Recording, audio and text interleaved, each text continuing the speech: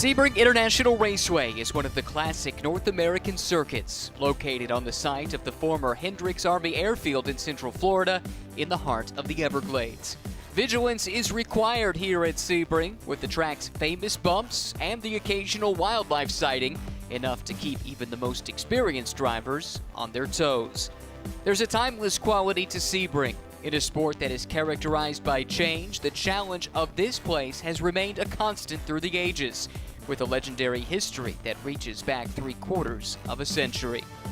Fanatec GT World Challenge America, powered by AWS, joins championships in Asia, Australia, and Europe as part of the SRO's global GT racing fraternity. The American Championship features 6 sprint races and culminates in an 8-hour enduro in Indianapolis. Welcome, race fans, to the iconic Sebring International Raceway, where history is made and legends are born. Today, we're all in for a treat as the world's finest GT drivers converge for another thrilling chapter of the 2024 Fanatec GT season. From BMW to Porsche, from Aston Martin to Mercedes, our grid is stacked with talent and horsepower this weekend. 9 global manufacturers are competing on 4 different continents, and good luck to our SRO Europe friends battling out at Brands Hatch this weekend. But let's not forget the new kid on the block. As teased in Sonoma, the DXDT Corvette finally makes its series debut with the driver pairing of Brian Sellers and Scott Smithson. After the first 2 races of the season, it is Wright Motorsports leading in the pro category. In the Pro-Am class, you have the CrowdStrike effort that is the one to beat there, but both will try to extend their lead on these charging ST Racing BMWs.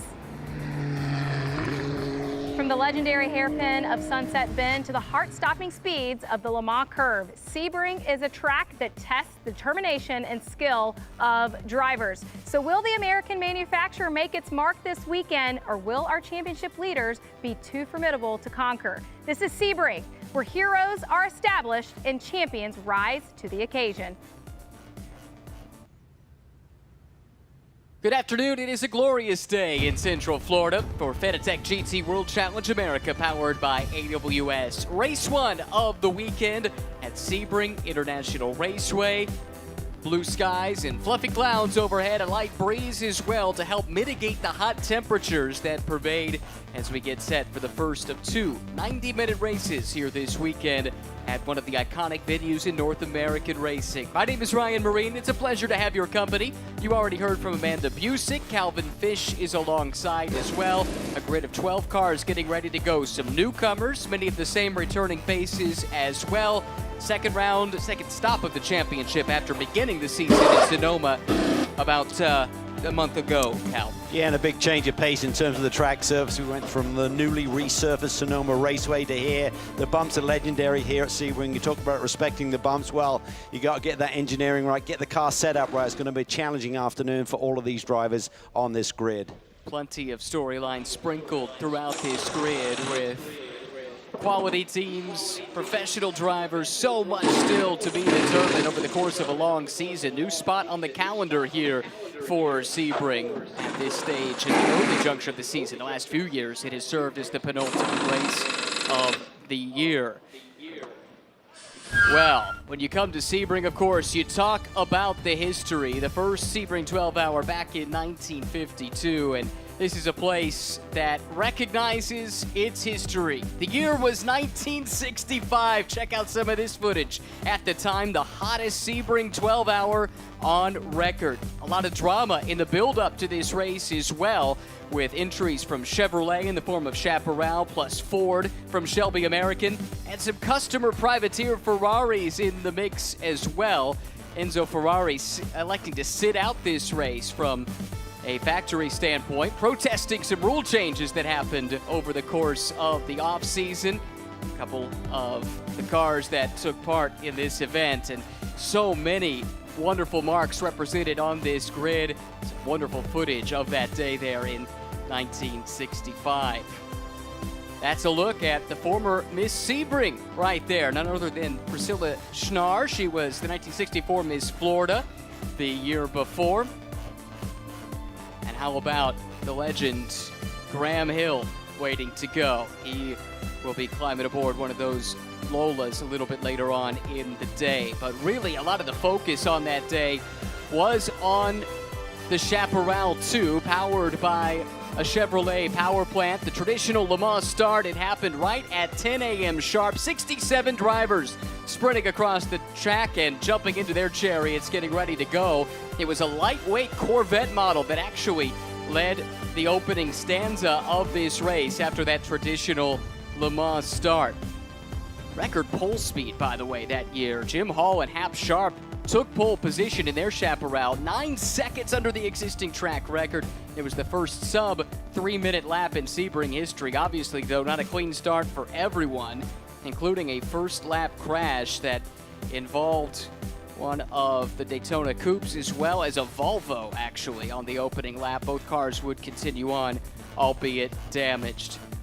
The heat was the story of the day in 1965 in the early stages of the competition. A couple of cars actually had vapor lock issues, but the rain came at 5:25. Speeds dropped as low as 28 miles per hour on average at times, and it truly became a matter of survival. At the end of the day, Jim Hall and Hap Sharp in a Chevy-powered Chaparral 2 took honors in 1965, nearly 60 years ago, right here in Sebring. And fitting, we talk about a Chevy-powered Chaparral with the Corvette debuting here this weekend, but this track is unchanged in many ways. Here's Calvin Fish. Well, the Fanatec GT track preview this week has a different look.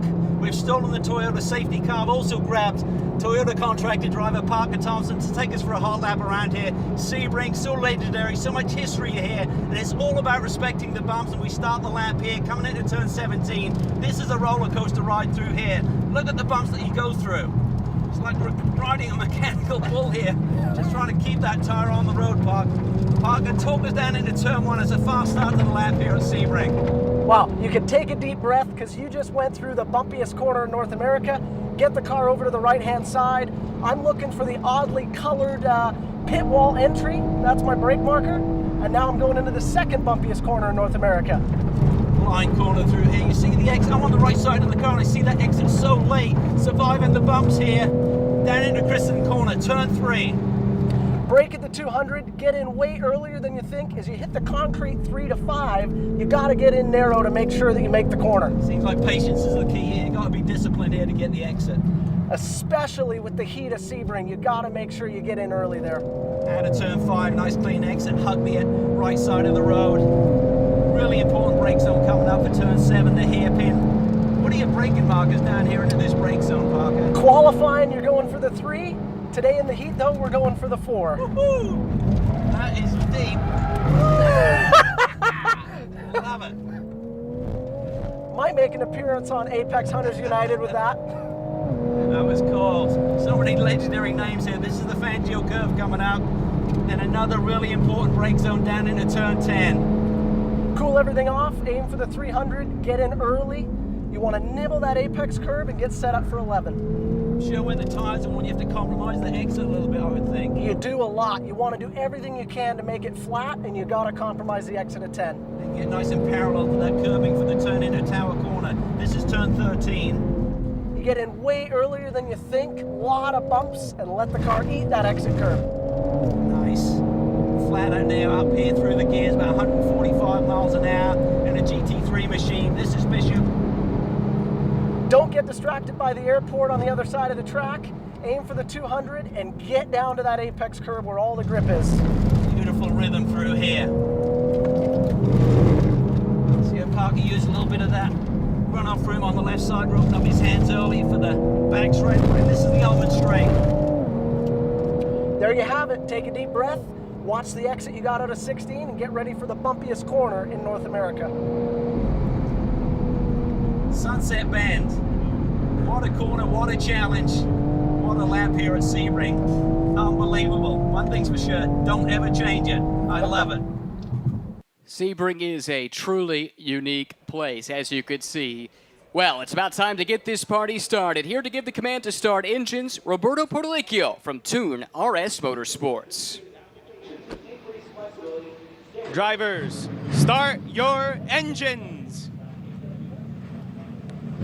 And with that command, the field roars to life. That's the pole man on the robo pole position, Philip Ellis, as Regulator Racing, as this team is now known, electing Calvin to go on the alternate start strategy like we saw them do in the season opener at Sonoma, starting their pro in race 1. Yeah, and what they're looking for here strategy-wise is a green flag race here in race 1. Let Philip Ellis try and jump to the lead here from that pole position, create a big gap, and then see if Jeff Burton can protect that lead and get it to the checkered flag. And the opposite for tomorrow, they'd like Burton to start the race, catch a yellow, and then have a compressed field for when the pro gets back in the race car.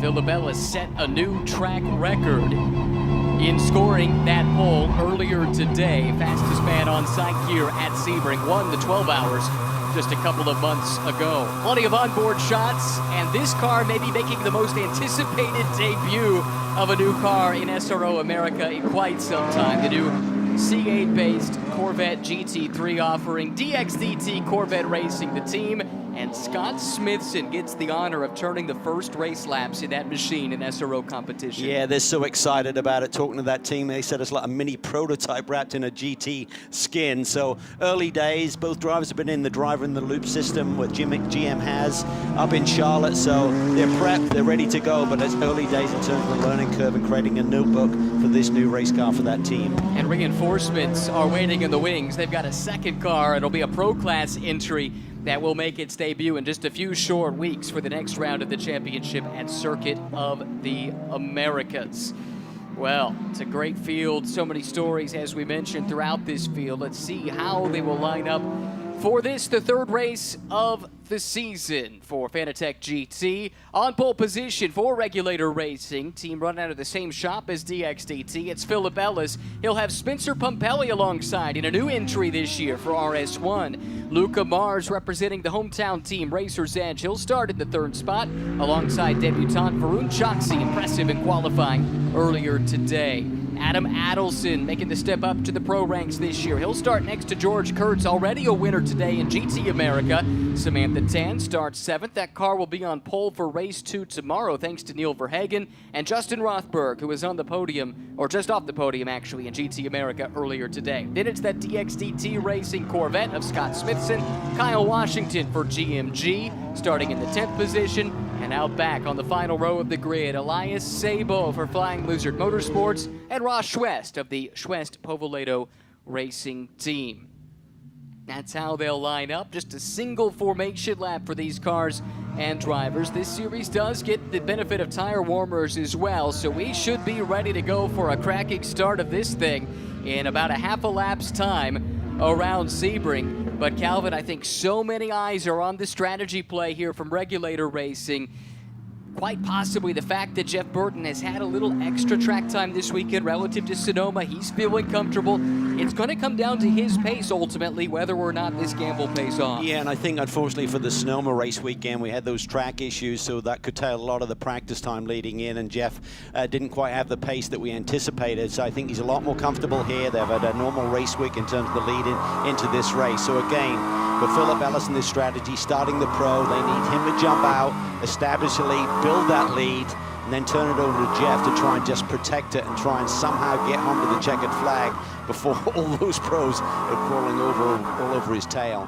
Just the third GT3 start for this young man, the Pittsburgh, Pennsylvania native, Luca Mars for Racer's Edge Motorsports championship winning team. They've had feast or famine outings at Sonoma, or at Sebring rather, over the past few years. But it's been good, it's been really good, but they've had their fair share of heartbreak as well. Keep an eye on that red Acura starting on the outside of the second row.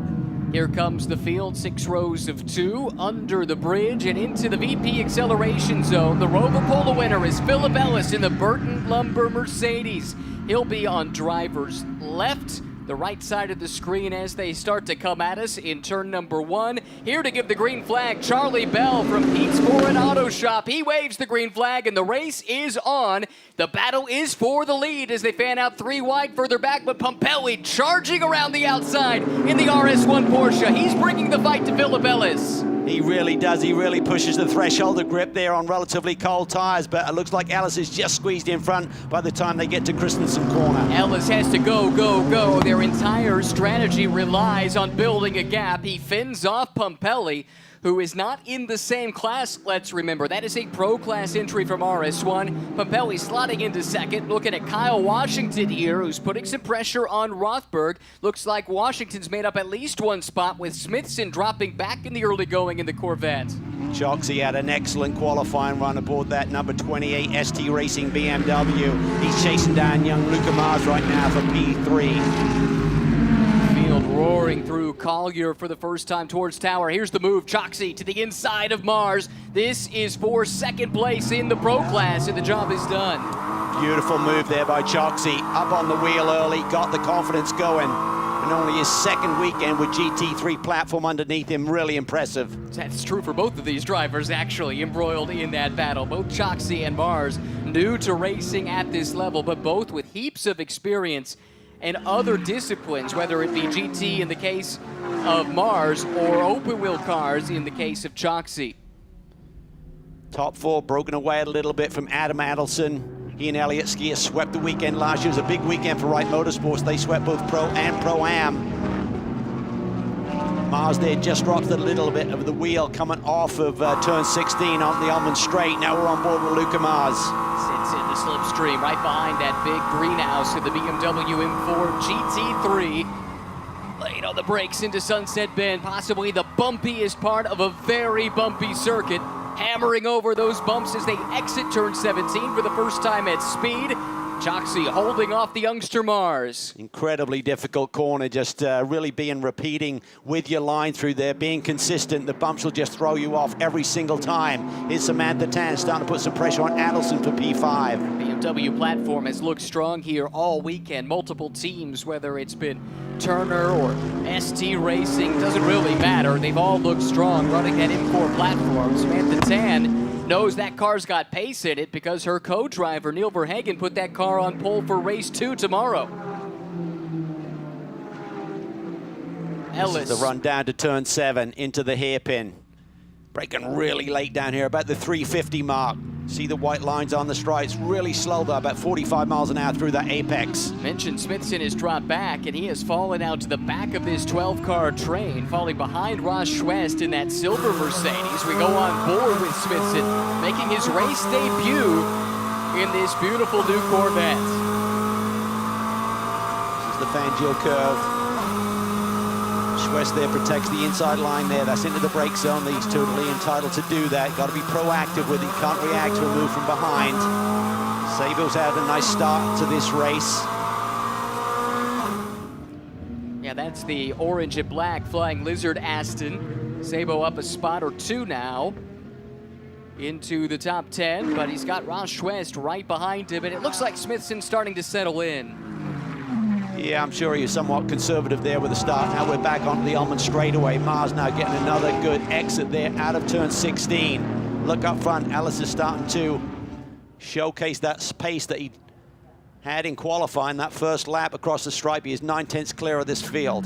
And here's the situation. Philip Ellis is the only pro in a Pro-Am lineup in the car right now. That team elected to make that strategic call. The car you need to compare him to is Samantha Tan back in 6th overall. That's the next closest car in his class. So what Philip Ellis needs to do now is sprint ahead, put his head down, build a huge gap, hope there's not a yellow, and then leave it to Jeff Burton to take that car home and hopefully fend off a few of the pros that will be in the rest of the Pro-Am cars just past the halfway mark. Yeah, and that gap right now is hovering right around 5 seconds, so he just needs green flag racing. He got an early yellow at Sonoma, which kind of compromised their strategy a little bit.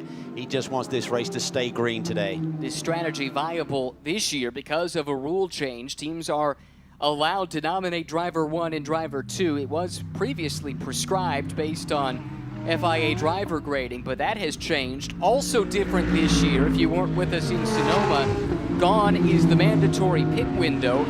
Instead, the replacement regulation is simply a maximum and minimum stint length that the teams need to be aware of. So Calvin, that effectively puts a window in play. When does it begin to open? Well, the earliest any of the GT cars can come in is 38 minutes and 41 seconds into this race. Then if they serve the mandatory pit lane transition time of 79 seconds, that would mean the second driver would be out on the racetrack and could not exceed that 50 minutes maximum drive time. So that's a little wrinkle that all of the teams were certainly on top of, it seemed, at Sonoma, some more than others. But we expect Ellis to stay out there and maximize his 50 minutes to get the maximum gap possible before he turns over the reins to Burton. Battle starting to break out here. This is in the Pro-Am. Actually, no, this is two cars. No, it is Pro-Am, excuse me. George Kurtz in the Mercedes, Rothberg in the BMW. These two shared the track just a few hours ago in GT America, powered by AWS. That was a race that Kurtz won going away. So this is really encouraging from Rothberg that he's now on the pace of the driver that had his measure, certainly, when you compare the two over the course of the GT America race this afternoon. Yeah, and Kurt's a little bit wide there through turn 17. It took a while for his car to come totally in that GT America race. Only a 40-minute sprint, of course, and Kurt's recognized he didn't get a good exit there, being protective down into the brake zone. Rothberg's got to try and set him up and sweep through the inside there. Kind of didn't quite time it correctly, got kind of stymied there right at apex. Rothberg spent the bulk of that race fighting with Johnny O'Connell. He ultimately finished 4th to O'Connell's 3rd.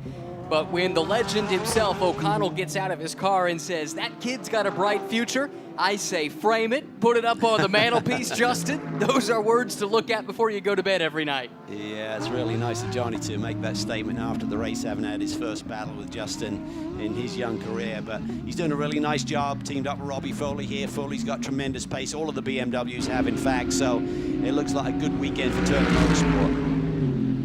Early stages of this 90-minute race. First of two this weekend, third race of the season.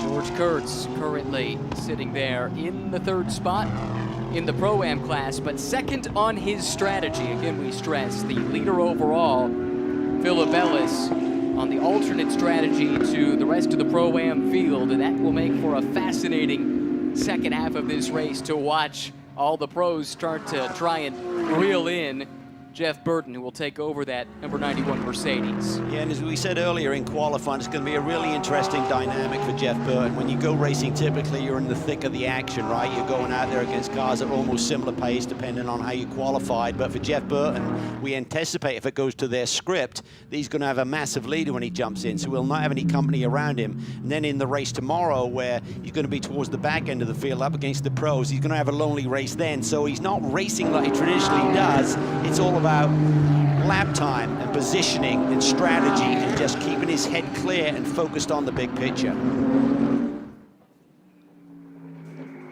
Ellis coming through the picture, then it's Pumpelly. Here's Choxy, and just behind is the young Luca Mars. This is big news in the championship. Drive-through penalty has been issued to this car. George Kurtz, crowd strike by Riley, race start review.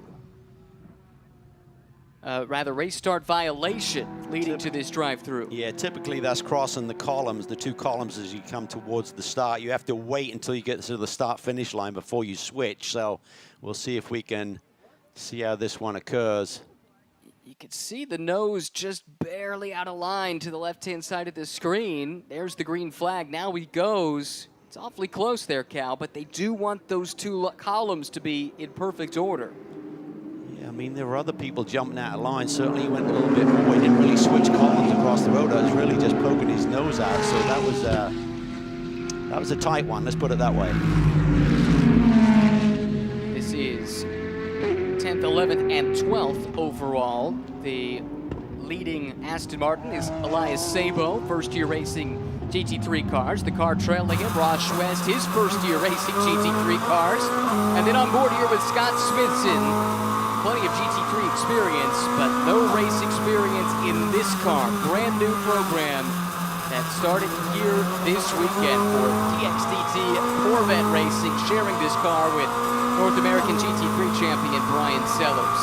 Quick update from the pits on this machine. David Askew, the team owner there at DXDT, is reporting a slight power problem with this Corvette, so he's having to really get up on the wheel here to maintain pace. Scott took a peek there to the inside of Schwest in a tough place to make a pass. The Le Mans section back at the front of the field, do crowd strike fastest lap of the race to Philip Ellis at a 2:01.786.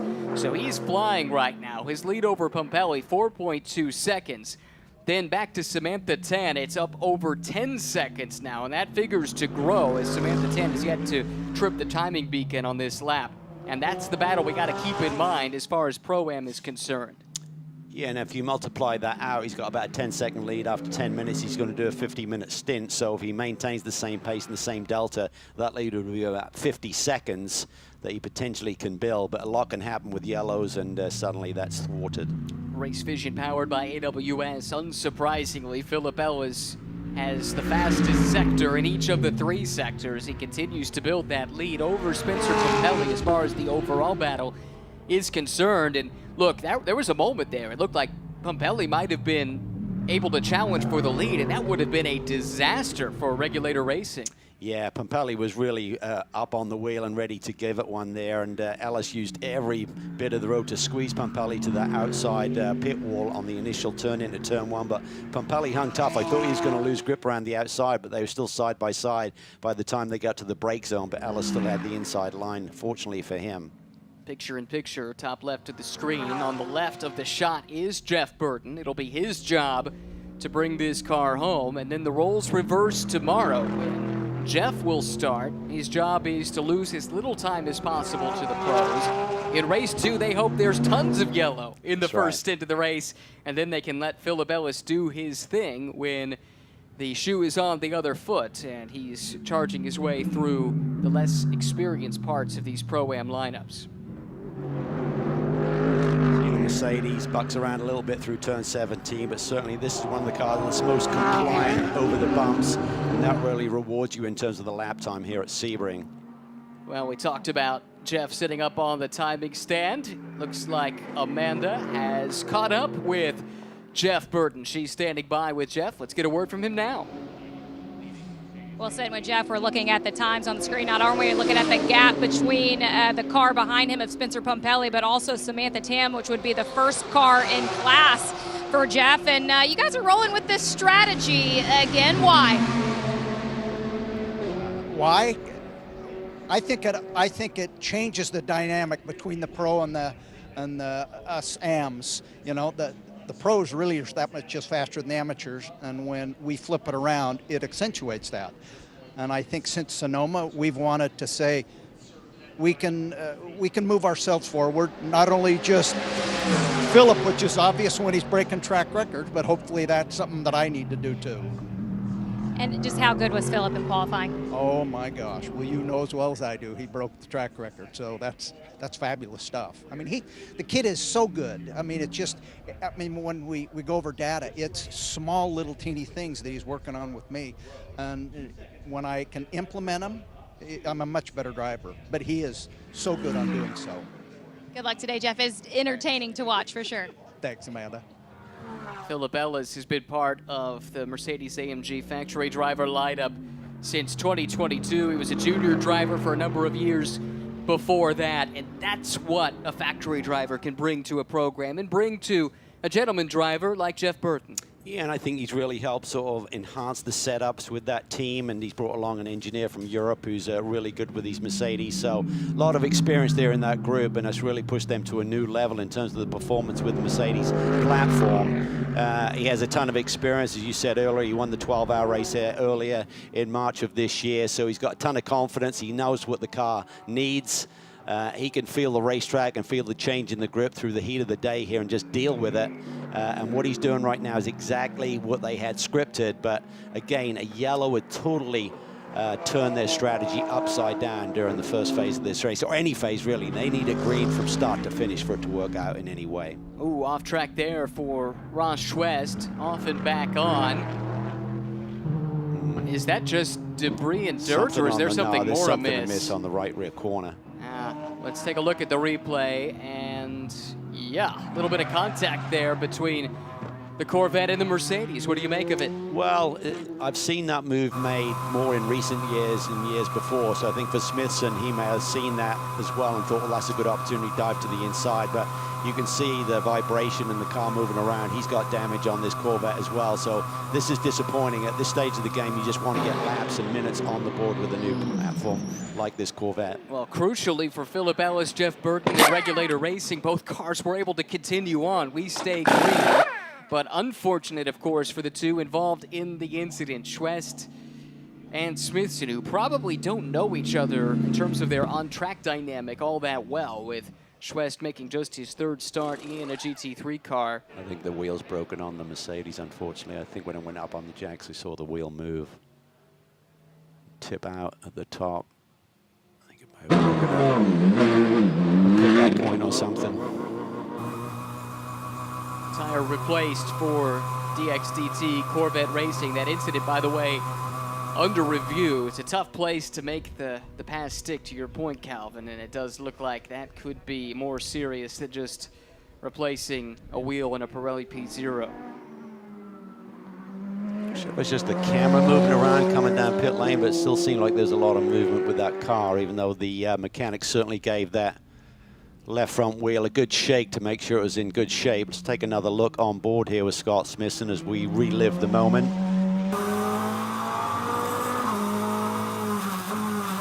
Dives in there, and certainly Ross wasn't expecting it, so it's a risky move. You need to be a little bit closer and kind of slide down to the inside a little bit more, I would say, and establish yourself. I'm sure the stewards are looking at that, and we'll wait with bated breath in terms of their decision, but unfortunately for Ross Schwest, Aaron Pavolito, their day is over.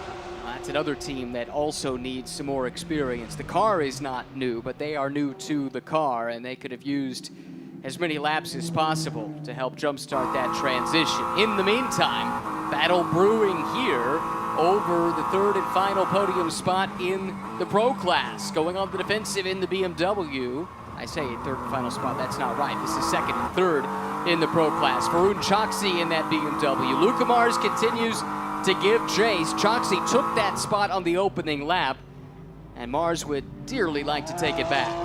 Yeah, both of these young drivers been so impressive here in the early days of this transition over to GT3 racing. Varun was pretty adamant there. I'm taking this right-hand lane all the way down to the apex. He didn't even feint back over to the left to set up for it, so he recognized he was vulnerable. He may have got a slightly unclean exit there off of turn 5, so felt he was going to be passed if he didn't do that. And he's entitled to do it. Again, the stewards will only react if you react to the driver behind you. Coming up on 20 minutes into this 90-minute contest. Oh, Choksi with a bobble there. Yeah. Coming onto the Ullman straight, that could leave him vulnerable. Oh, and you're only allowed one move defensively in the case of the BMW.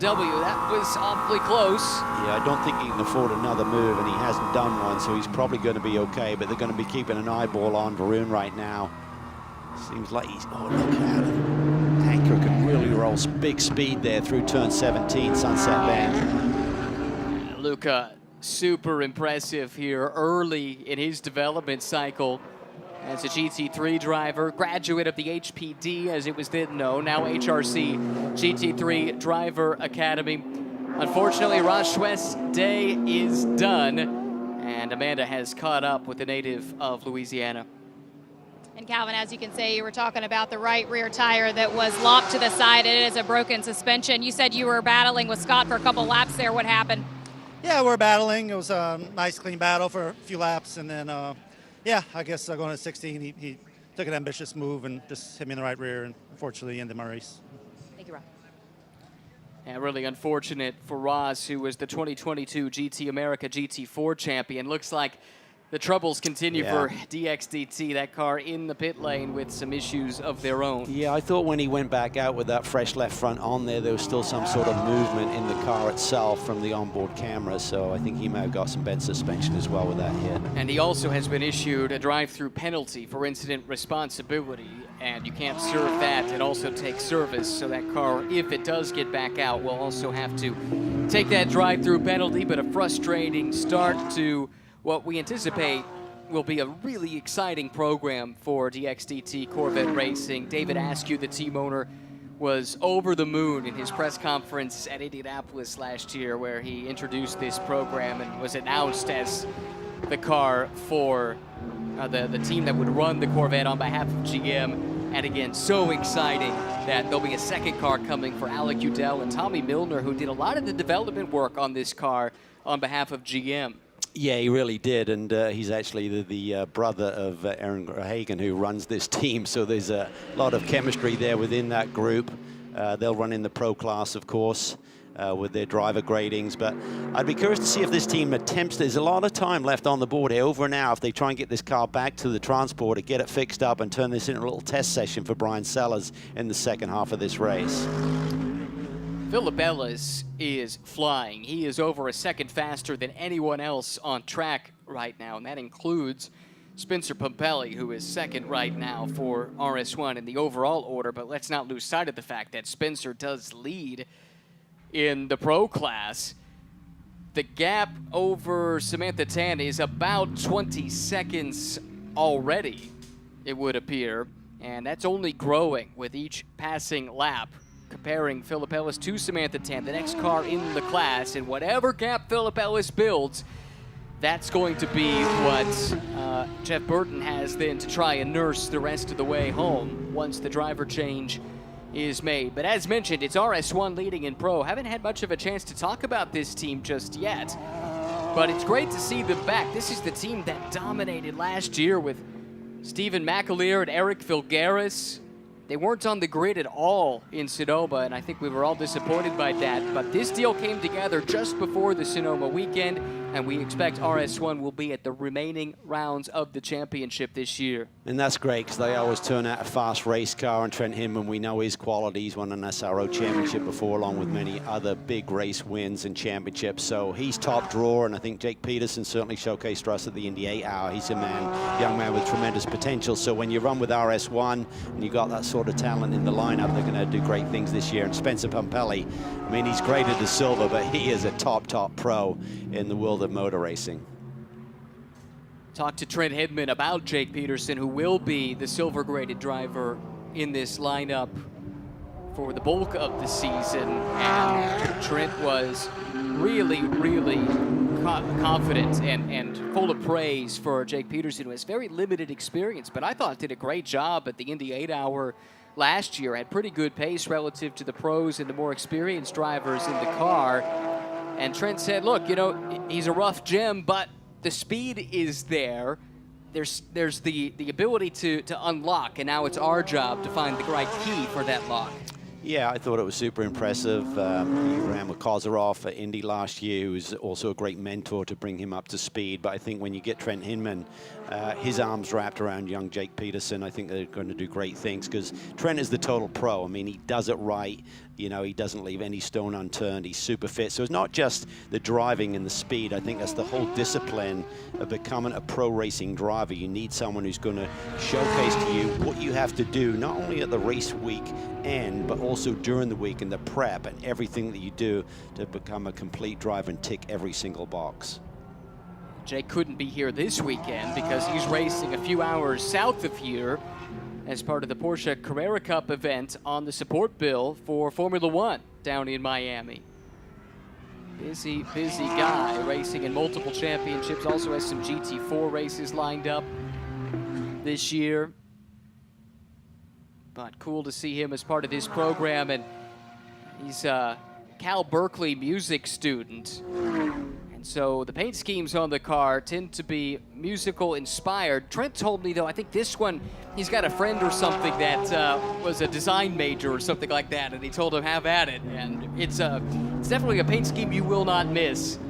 I have to say I like it. It jumps out.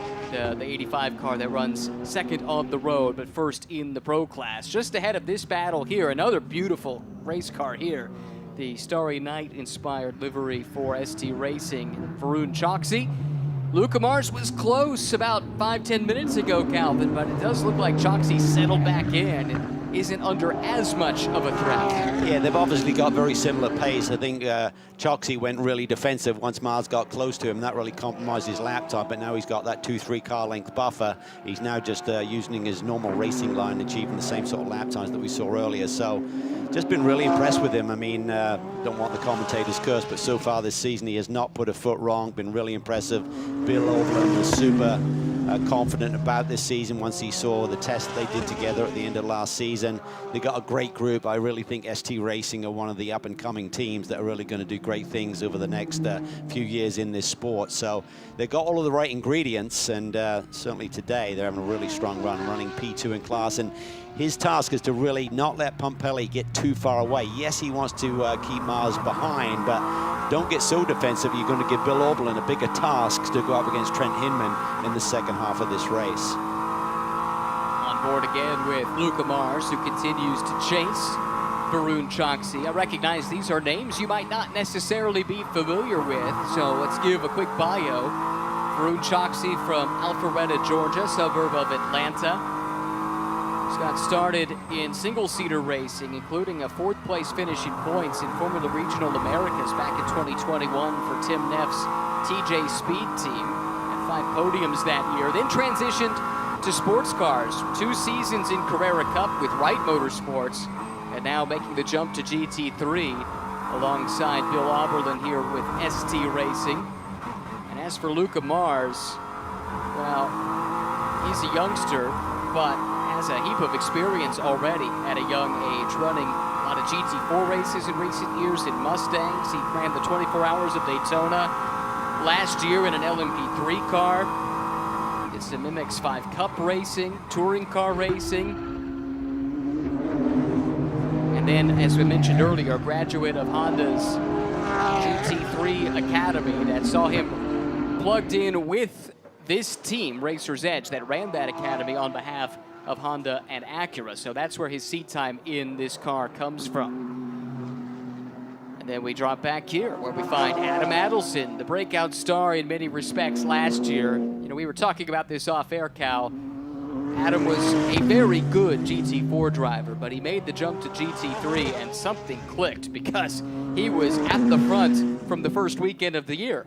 Yeah, he just absolutely has transitioned superbly to the extra horsepower, extra downforce. He had a big smile on his face immediately last year, and they had a great season, just missed out on the championship, but they swept here at Sebring. As we mentioned earlier in the show, Wright were very strong here with the Porsche. They swept in the Pro class last year. Adamson and Skier ran in Pro-Am last year.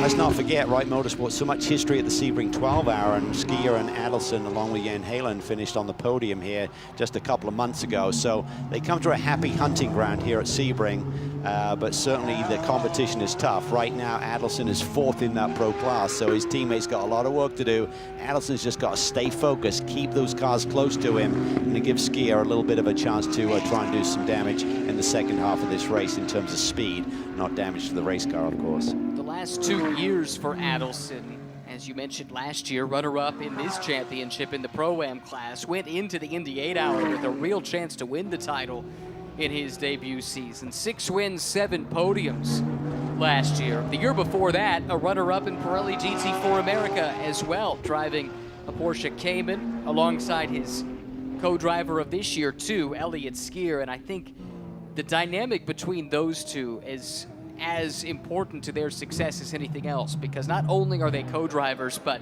Elliott and Adam are inseparable off the track too. They just have a great time. There is Elliott right there climbing up the ladder onto the war wagon. Yeah, they're both really in a sweet spot in terms of their careers and the chemistry that they have. One of them with a top-notch organization with great engineering prowess as well. They understand strategy very well with all of the big enduros that they've done over the years. So they tick every single box, and they got the resources to do it right, and that makes a big difference. So, but you know, it's a tough class. I mean, there's 4 cars in this Pro division right now. We expect more to be joining us, along with that second Corvette at the next round at COTA. So they got work to do. I mean, right now they sit, almost 10 seconds behind Pumpelly. So that's the gap that Skier's got to make up in the second half of this race. So they got to keep their heads down here. It's going to be a tough day to turn this into a win. On the other side of the equation, this could be shaping up to be a great day and a bit of a redemption story too for ST Racing's Samantha Tan and Neil Verhagen. Yes, they're sixth overall. Yes, they're second in class. Yes, they're 25 seconds behind the class leader, but they are the leaders on their strategy right here. One yellow flag, and this thing totally flips in their favor.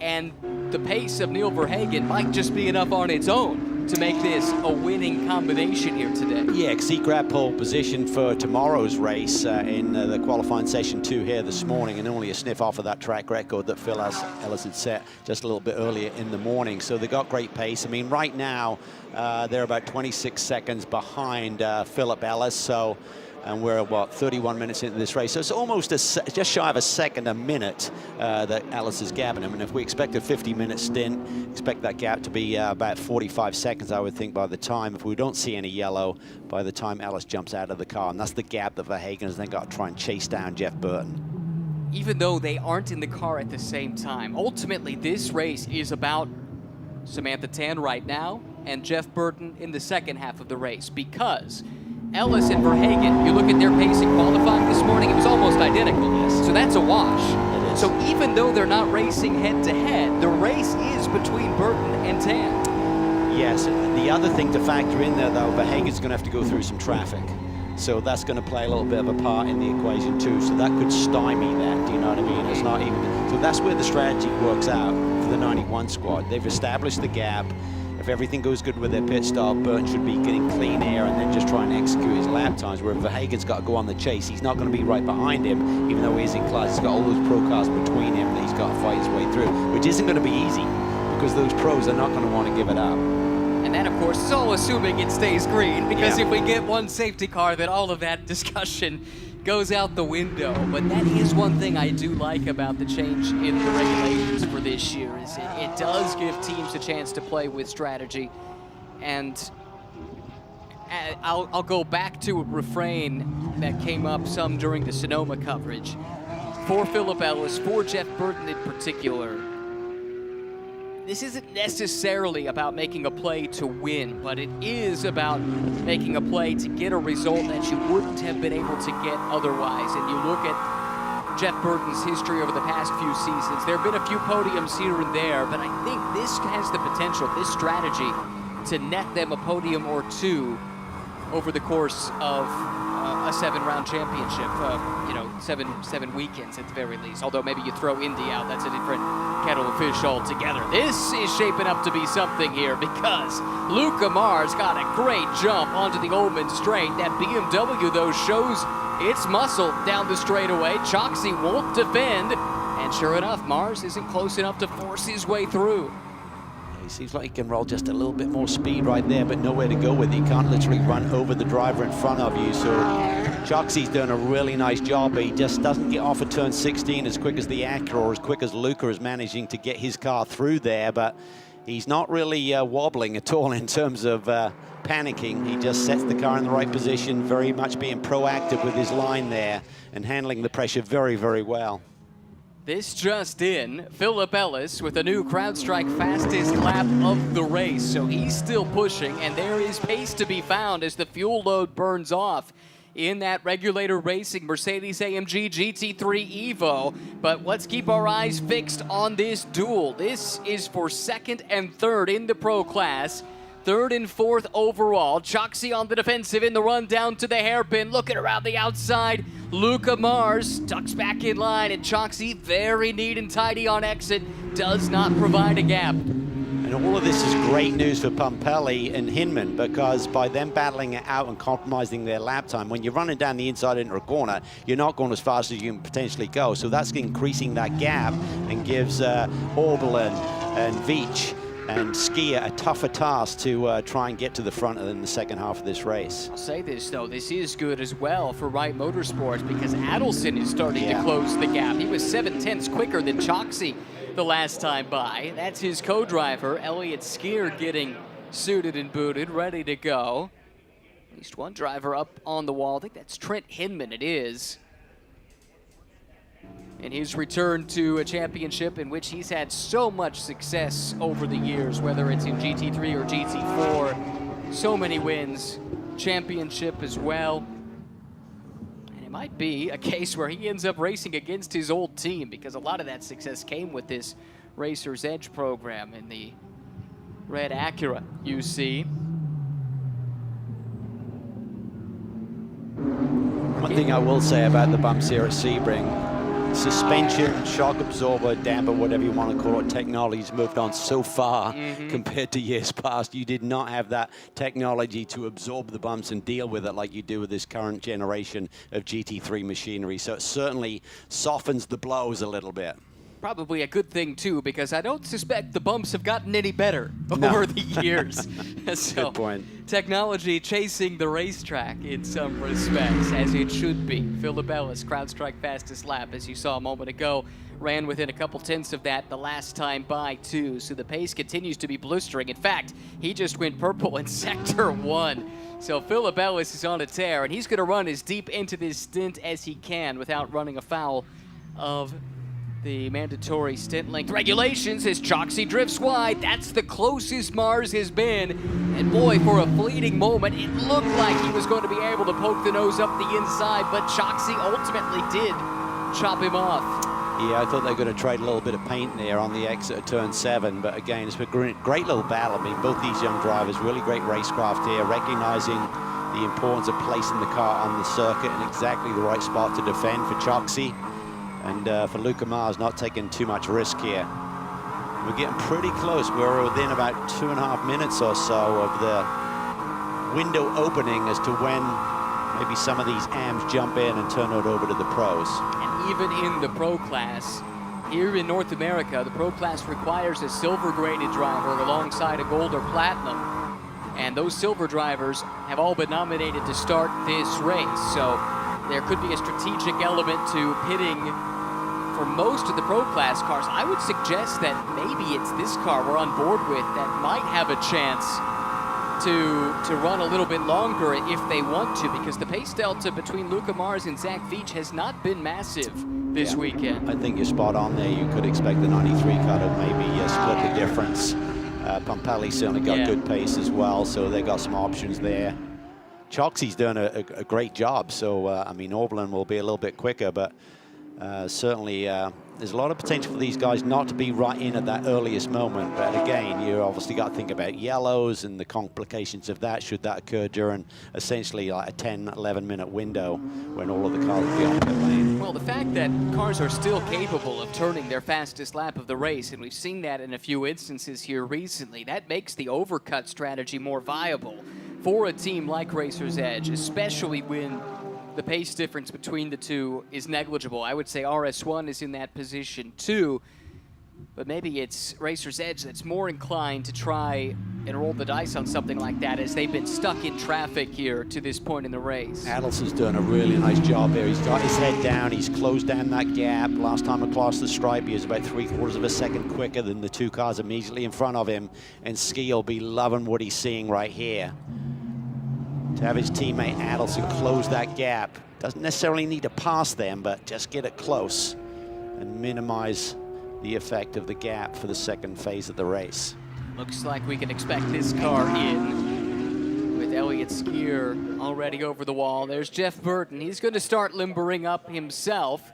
He's got a bit of time away. You expect Ellis to stay out there about another 11 minutes or so, but 51.19 on the board is as soon as you come into pit lane without compromising your minimum transition time on pit lane and get back out there. You can't have more than 50 minutes on the board when that second driver releases the button off a pit lane. We projected the lead might be somewhere around 45 seconds when the changeover occurs between Ellis and Burton relative to Samantha Tan and Neil Verhagen, and it's still trending in that general direction. At last check, Samantha was about 33 seconds adrift of Ellis, and with 10, 11 minutes still to go before the pit stop, that is still trending to be about what we're looking at as the first callers come to pit lane as expected. Wright Motorsports makes the call. ST Racing will do it as well to get tomorrow's pole sitter Neil Verhagen in that car as soon as possible. Yeah, so that gap is around 35 seconds. So by getting Neil Verhagen in early, he should match the lap times. It'll be pretty similar to what Ellis is running up front. And then it's going to be all about when Ellis pits. That should be about the gap that Burton will have to work with. Total transit time, including the pit stop here at Sebring, by regulation, 79 seconds. That's how long this has to take. That's Adelson's day done. He's out of the car, hops over the wall as the Wright Motorsports crew goes to work on the 120. Skier is in, getting him situated. Ooh, Elias Sabo with an off. He was running 10th overall at the time. Last of the cars still running. And I don't know if that car's fully at full song. Yeah, now it starts to accelerate. Gear. Probably just had to get it downshifted a couple of times to match the rolling.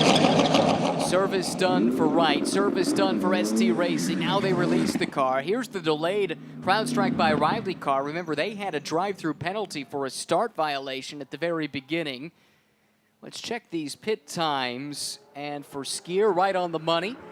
79.5 seconds, a little bit slower. No. Hagen underneath. Underneath. So he's half a second. There's a multiplier of 10. So he's got a 5-second post-race penalty they're going to have to serve there. Wow. So that's a bit of a mistake, and that helps out Ellison Burton a little bit more. Absolutely. So that turns what we figured would be somewhere between a 40 and 45-second advantage into effectively a 45 to 50-second advantage, depending on how this plays out. The way the rule works is if you come in under that mandatory time here at Sebring, 79 seconds, and the amount you come in under is less than 1 second, then it's that margin multiplied by 10. So in this case, about a half a second times 10, that's how we get that 5-second post-race time penalty that's coming the way of the ST Racing car of Neil Verhagen.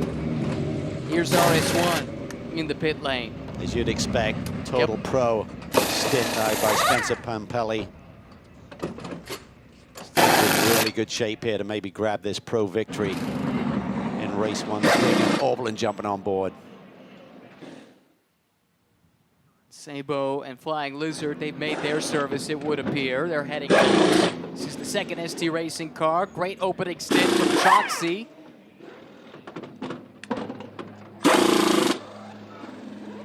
And looks like Racer's Edge is in right behind them too. So that is the battle that we saw on track. And now it comes down to these pit crews and how well they execute. Fuel is in. Looks like a delay maybe on the driver change for Racer's Edge. ST Racing easily wins that battle in the pits. There goes Zach Veach.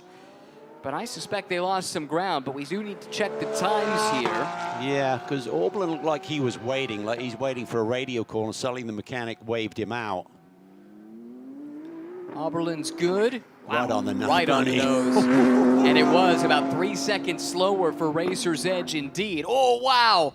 That is Skier, who is on a flyer here. He's got some warmed up tires after doing 1 lap at speed, and he's able to get around the pair of them. That's so the Wright undercut. Motorsports using the undercut to perfection. Yeah, really nice job, and great job by Skier as well to be able to get up to speed. I know they come out of the blankets or out of the ovens, but to lay down that lap, that was super impressive. So they've effectively jumped from what would be 4th in class once everything shakes out to 2nd in class.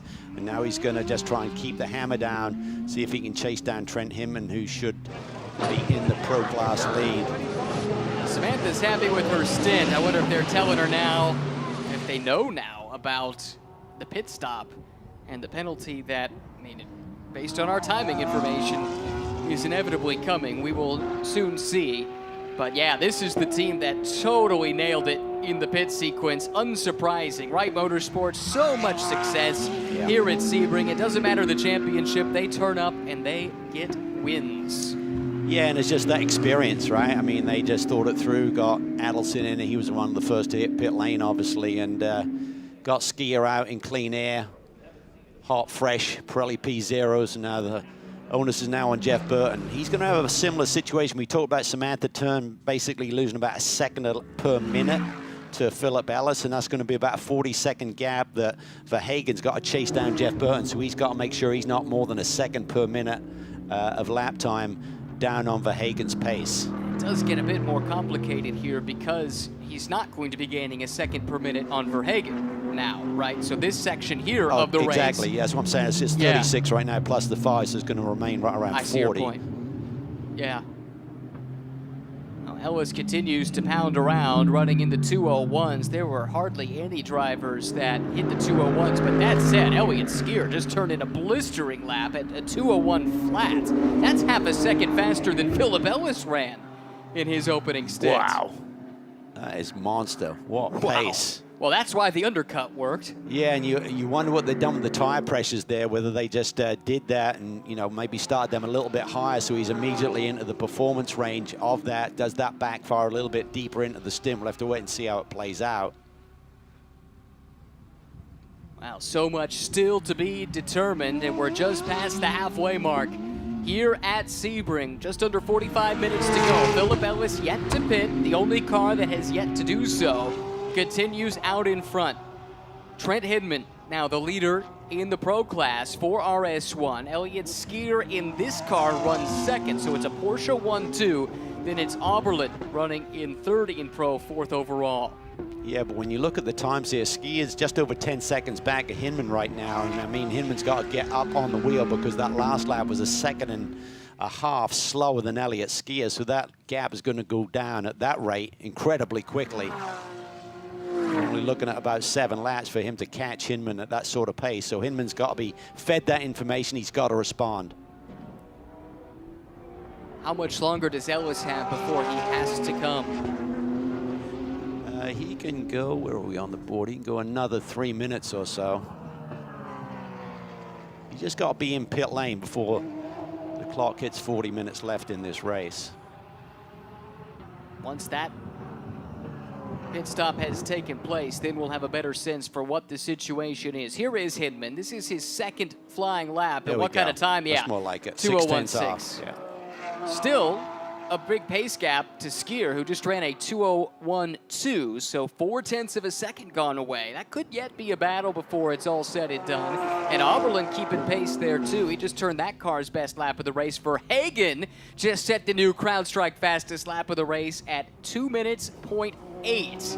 That is the second placed car in the Pro-Am class, and that's going to be the battle eventually for the lead in that class once Ellis pits and gives way to Burton. There you see the two ST Racing machines. So there's Oberlin now heading down to turn 7. Verhagen's about 4.5 seconds back, so he's got to fight by these cars. Now, ST Racing, what do? Do they make the call to Oberlin? Listen, Verhagen's coming up on you, different class position. Don't thwart this attempt for him to go chase down what will be Jeff Burton eventually in the second phase of this race. Mentioned earlier, it would be a redemption story for ST Racing. They had a wonderful weekend on the road here last year, but lost victory due to an infraction found in post-race scrutineering.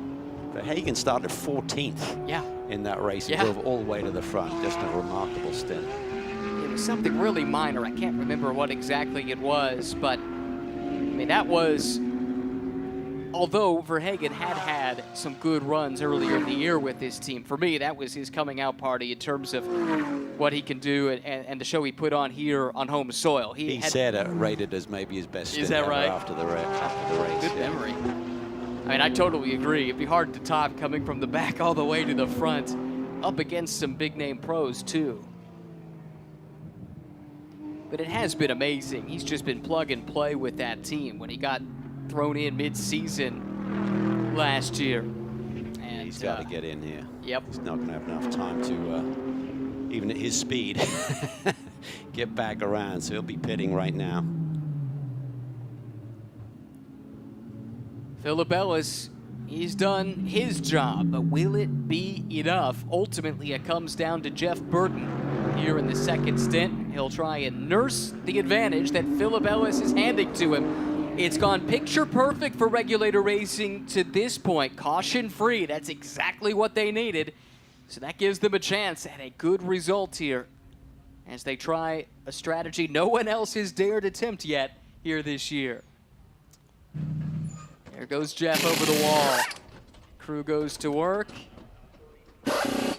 Jeff is super fit. He'll be up to this task. It's the more the mental challenge, even in the heat of the day, ambient hovering right around 90 degrees right now. The R, the red R, just right in the middle of the shot, just in front of the rear wing. That's the logo of this team, Regulator Racing. This has been run by DXDT. It's now a separate operation that goes out of the same shop, but that R, the Regulator, references a ski hill that Jeff Burton and team owner David Askew like to ski on together, and that's what they named the team after. Yeah, and apparently it's like a club, and they go, oh no, that's not what you need. I don't cost him a couple of seconds there, sitting stationary. Yeah, they go out first thing in the morning before the hill opens up at 7 a.m. Whatever the conditions, there can be 2 feet of powder, it can be ice, and that's the challenge. Everyone goes. Jeff's going to be dreaming of snow and ice, I think, at the end of this stint here in the Florida heat. Here he comes out of the pits. The car in the background, I do not believe really is relevant. I think that's Andy Lee and the Flying Lizard Aston. So Jeff won't need to worry about that. It's going to be close here as these two cars meet on the racetrack over on the exit of turn 1. This is the next car overall, Trent Hidman, who just turned in that car's best lap. Let's see about this time by, a little bit slower that time. Continuing to nurse the advantage that he got handed to him by Spencer Pumpelly. Yeah, and he lost 7/10 there, so he's got to be careful. At that sort of pace, it's going to take you, what, 13 laps or so for Skier to chase him down. It's going to get tight. It's going to get tight. Hinman's got to really push. 2 Porsches, of course, going up against it for that Pro Class win at the moment.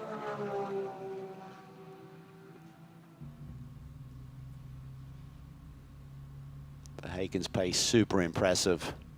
He's getting within a couple of seconds of his teammate Bill Oberlin there again. They're not fighting for class position. I would think that John Miller and the team will already be talking to Oberlin saying, if and when Verhagen gets to you, please don't hold him up. Let him go. Try and follow him through. Work together.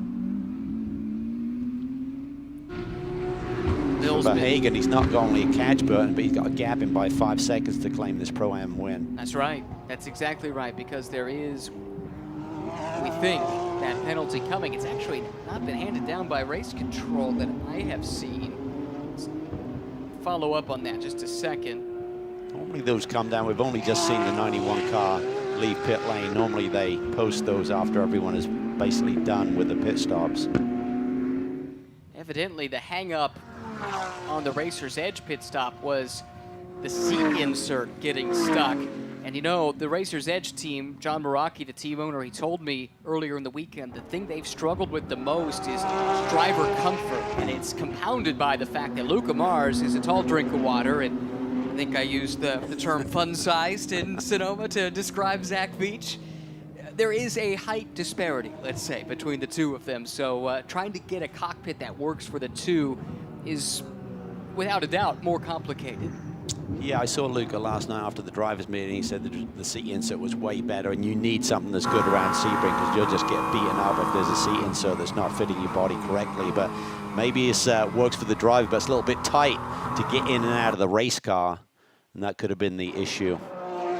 Maybe it swells a little bit with the heat or something, so who knows? It's just one extra step. Like, if you have drivers that can share the same seat, it's one less variable in a driver change. As we've seen so many times, one little bobble can make all the difference in the world in one of these races. By the way, quick update. The gap back to Verhagen is now 25 seconds. We're still waiting on Jeff's first flying lap to give you an idea of his pace. But Verhagen is pushing. The only question really will be this traffic, and he has now caught the team car, as you can see on screen. 28 is Oberlin, 38 is Verhagen. How will ST Racing elect to play this? Well, I would assume that they've discussed this prior to the race, and certainly on the radio right now, you need to be very clear with Bill. Bill Oberlin does not like to give anything up. That's how he races. That's why he's been so successful, but he needs to recognize the big picture of his class position. Don't start getting defensive on Neil, but by not letting him by and compromising both of your lap times. So maybe once we get to the Almond straightaways, he's pretty close right now. We may elect to just lift a little bit going into turn 17 and let him go. There are certain places on every racetrack where you lose less doing something like this. Is that the spot? Yeah, I think so. Just breathe the throttle a little bit and then just tuck in behind him. Again, maybe Bill's thinking, no, he needs to be right on my tail before I'm going to be willing to do that, because he's probably going to lose about half a second by letting him by. Looks like this might be the move. Yeah. There you go. Exactly where Calvin anticipated it would happen. Well, that's just being smart. Move Verhagen up another spot in the overall order. And this turns him loose to continue to chase Jeff Burton, who just ran a 2:03.8. Let's compare that to even this traffic encumbered lap from Verhagen. He just ran a 2:01.5. So even in poor circumstances, That's over 2 seconds that Verhagen is gaining on the overall leader and the leader in his class, Jeff Burton. Yeah, that's not going to cut it for the 91 squad. Jeff's certainly got to find a little bit more pace, but he can't afford to make a mistake by trying to find that immediately, get settled in, get into a rhythm. That's the other thing with the Pro. We saw Verhagen immediately up on the wheel, Skier immediately up on the wheel. For an AM, you want to settle in a bit, get into your rhythm, find your markers and everything. So hopefully Jeff Burton can find a bit more pace as he digs deeper into this stint. You know what, though? Maybe a win isn't in play for Burton, but what about a podium? Let's think about this. Robbie Foley is second in that class, 39 seconds back with only 34 minutes to go. Thomas Sargent is over a minute back in third place in class and is only running in the 202s, so that's a second slower. But when you're talking about a gap of over a minute, the math doesn't work out. If this stays green, this could be a podium day for the 91. Yeah, I think they're going to be good for a podium. I think it would have to be a mistake by Burton based on everyone's pace for him to fall out of a podium position. I think a win is highly unlikely with Verhagen's pace. And then I think Robbie Foley may have enough pace as well to catch Jeff. It really depends how deep Jeff can dig here and how much lap time he can find. Last time across the stripe, 203.8. He needs to get in the 202s to have any chance to stay a little bit higher in the order. This is the pursuing car. This is what we were teasing in the first half of the race. Split strategies. One team, the rabbit, the hare in the tortoise and the hare combination. That was the 91. They went out, set a blistering pace early on with Philip Ellis, and now it's Jeff Burton's job to nurse that advantage. But on the flip side, you've got Verhagen, who can put his head down and charge as he tries to reel in this car, the Burton number 91 from Regulator Racing. He's keeping it nice and clean. Very similar lap time last time across the stripe, 203.9. Again, he's got to find a little bit more, dig deep, but without taking risks. Don't throw away a solid podium as you forecast, Ryan. Here comes Hinman. This is going to be a battle for the overall lead here shortly. Hinman's gap back to Skier sits at 8 seconds. Their gap last time across the line was half a second delta, so Skier continues to eat into that margin for the Pro Class lead.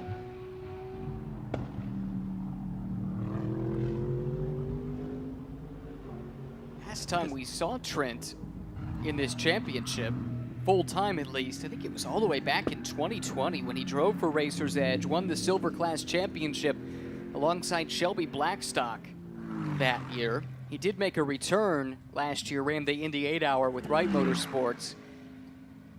But cool to have Trent back in the picture. Total pro, so impressive. Had a good stint with BMW and just missed out in terms of becoming a full-fledged BMW factory pilot, but then found other opportunities, won championships, some big races, really talented kid. You want a list of the accolades? Go for it. Won the SCCA Runoffs GT2 National Championship in 2016. 2017, he won the Lamborghini Super Trofeo North America Pro Championship, as well as the World Final. That was held at Imola in 17. He won the Super Trofeo North America Pro-Am title in 16. Also in 17, Pirelli World Challenge GTS Sprint X Pro-Am Championship. He's a two-time GT4 champion in IMSA. He's a Silver Class champion in this series. He's a GT3 champion in IMSA in 2019. Trent Hinman can get the job done. He can. He's getting it done right now. You got to keep pushing. Last time, Skier, again, 4/10 quicker. So he's 7/10 behind, so you're going to need about 16 laps or so. So it's going to be tight. It's going to be really tight. I think Hinman may just have enough of a gap over Skier to hold it, but he can't afford that delta to blow out any more in terms of the pace that Skier has compared to him. If you're tuning in and wondering what happened to the DXDT Corvette Racing entry, the debut of that Corvette here in SRO America, unfortunately their day is done. Contact with Ross Schwest early in the going has eliminated Scott Smithson and Brian Sellers. Broken control arm, lower control arm, and steering rack damage as well. His was the cause. Yeah, the control arm, maybe you could have got it fixed and got Brian back out there, but if there's the steering rack, that's a much bigger deep dive into the car to get that fixed for tomorrow. But hopefully they got plenty of spares. We know they got the cars relatively late, but I'm sure they're not operating with not enough spares to deal with something like that. Well, if nothing else, they have the second car here on site. I did see it in the paddock. That car will join the championship in the next round at Circuit of the Americas in just a couple of weeks. Pro class entry with Tommy Milner and Alec Udell. So, if necessary, I suppose they could salvage a few parts off of the sister machine. Under 30 minutes to go. Burton continues to lead overall, but Hinman will be there in a lap or two. It's only 3.2 seconds, and Hinman was about that much faster. Both Hinman and Skier's pace is unbelievable. They're just pushing for every little bit. So consistent. Both those drivers within a tenth or two of their fastest lap as they get deeper and deeper into this stint. And that's really a testimony not only to their skill set, but also these Pirelli P0s that have been so strong throughout the course of this season in terms of very little tire deg, even in the heat here at Sebring, and the punishing, torturous nature of this circuit. Hagen's pace continues unabated too. He's running similar lap times to Hinman. This though, Skier, he's been the fastest guy on track by and large over the last few laps. Robbie Foley actually last lap was pretty quick too, but he's quite a ways back. If you think about it, the gap between Hinman and Skier right now is 7 seconds, and Skier is about half a second a lap quicker. That means you need 14 laps to get there. You got 28 minutes on the board, and they're running 2 minutes a lap. So it could be right on the number by the time we get to the last lap or two. And then there's always traffic to factor in. There will be some before it's all said and done. At the very least, we expect those cars to catch Jeff Burton, who's plugging away. Running into 203s and 204s. The gap continues to come down to Verhagen. It's only 15 seconds now, but it's still over 30 seconds to the next car in Pro-Am, and that's Robbie Foley for Turner. Hinman closing in. It'll be the next lap that he will have caught Jeff Burton. They'll need to have told Jeff, this is not for class position, no need to fight. Quite frankly, there's really no one he needs to fight. He's not up against peers in this stint. No, it's all about up against the clock, you know, just managing his lap times, executing as best he can. There's a lot of pressure. I mean, it's a totally different mindset to how he's really gone racing for the last few years. You're always thrown into the heat of the battle. Now it's all about just going out there and just logging laps and executing the lap time as best you can. Back in the 203s that time by. That's about the peak of the pace we've seen from Jeff. Hinman is there. Where will he make the move? I think this is shaping up possibly to be pretty straightforward into the hairpin, and maybe not. Trent's not quite close enough. This is not what Trent Hinman wants, considering his battle with Elliott Skier. He'll know that Skier is on pace to catch him before this race is through. Yeah, turn 10 will be the point where he'll dive down the inside. You would think that's the next upcoming brake zone. Here we go. Hinman swings wide. Burton will let him play through. Hinman to the overall lead with 26 minutes to go. Philibellis, his day is done in the picture-in-picture inset. Hinman, fantastic job. His last lap, there was only 600ths off his best of the day, so he's digging deep. He knows it's going to be super tight between he and Elliott Skier. He's got to just keep pushing, and he'll see that bright green and yellow Porsche in his rear view mirror or camera very shortly. That is the first time in this stint that the two have been in the same shot. My question is, how much time was lost when he couldn't make the pass in the hairpin and had to sit behind Burton there for 5 corners? I'm curious to see here whether Burton can find a little bit of pace by following right now, if he can just kind of get into the rhythm of what Hinman is doing right in front of him. He's not going to hang with him for long, but certainly it gives him a chance to increase his pace a little bit. And as we've been saying, in Pro-Am, the battle is between Burton and this car, now Neil Verhagen, and you can see 2.5 seconds, 2.6 seconds, 2.5 seconds, each of the last 3 laps. Super consistent from Neil, chopping into that deficit. and he is certainly on pace to get to Jeff Burton before the end of this race. Hidman did lose about a second on that last lap relative to Skier, by the way. We were wondering how much he was hurt being caught behind Burton, and that is the tail of the tape. There we see on the screen, it is official. It's a 4.2 second officially post-race penalty for the short pit stop for ST Racing. Yeah, that's quite significant. You called it in terms of Trent Hidman. I mean, he lost over a second there to that Skier lap, so it was almost a twofer for Elliott Skier. He's now got a clear Burton as well, so hopefully he won't lose too much time to keep his pace up. That might be the difference. If Hidman caught traffic at the wrong time, if Skier can catch it at the right time, that might give him an extra lap or something like that at the end of this race to try and make a move. Change in position here. This is Robbie Foley around Zach Veach, not for class position, but Foley, the BMW factory driver, and Zach Veach, the former IndyCar driver, going door to door there through 17. That is big as well for Foley, who wants clear track. He doesn't want to be held up as his pursuit continues of Verhagen to a degree, especially with that time penalty factored in, but certainly trying to get to Jeff Burton and maybe take second place. Yeah, he's 28 seconds back, so again, it's doable at the pace he's got, so it's going to be, I anticipate Foley catching Burton before the end, but we'll wait and see how it plays out. Then the next car would be Tom Sargent, but I don't think that's in play. Tom, barring a mistake from Jeff Burton, I don't believe is going to have the pace nor the time to catch Jeff before it's all said and done.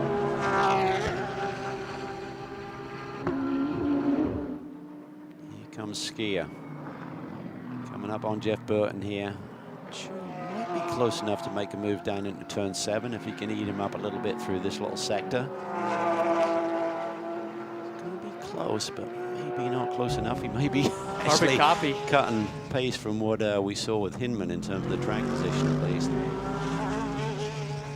Skier will want to avoid that.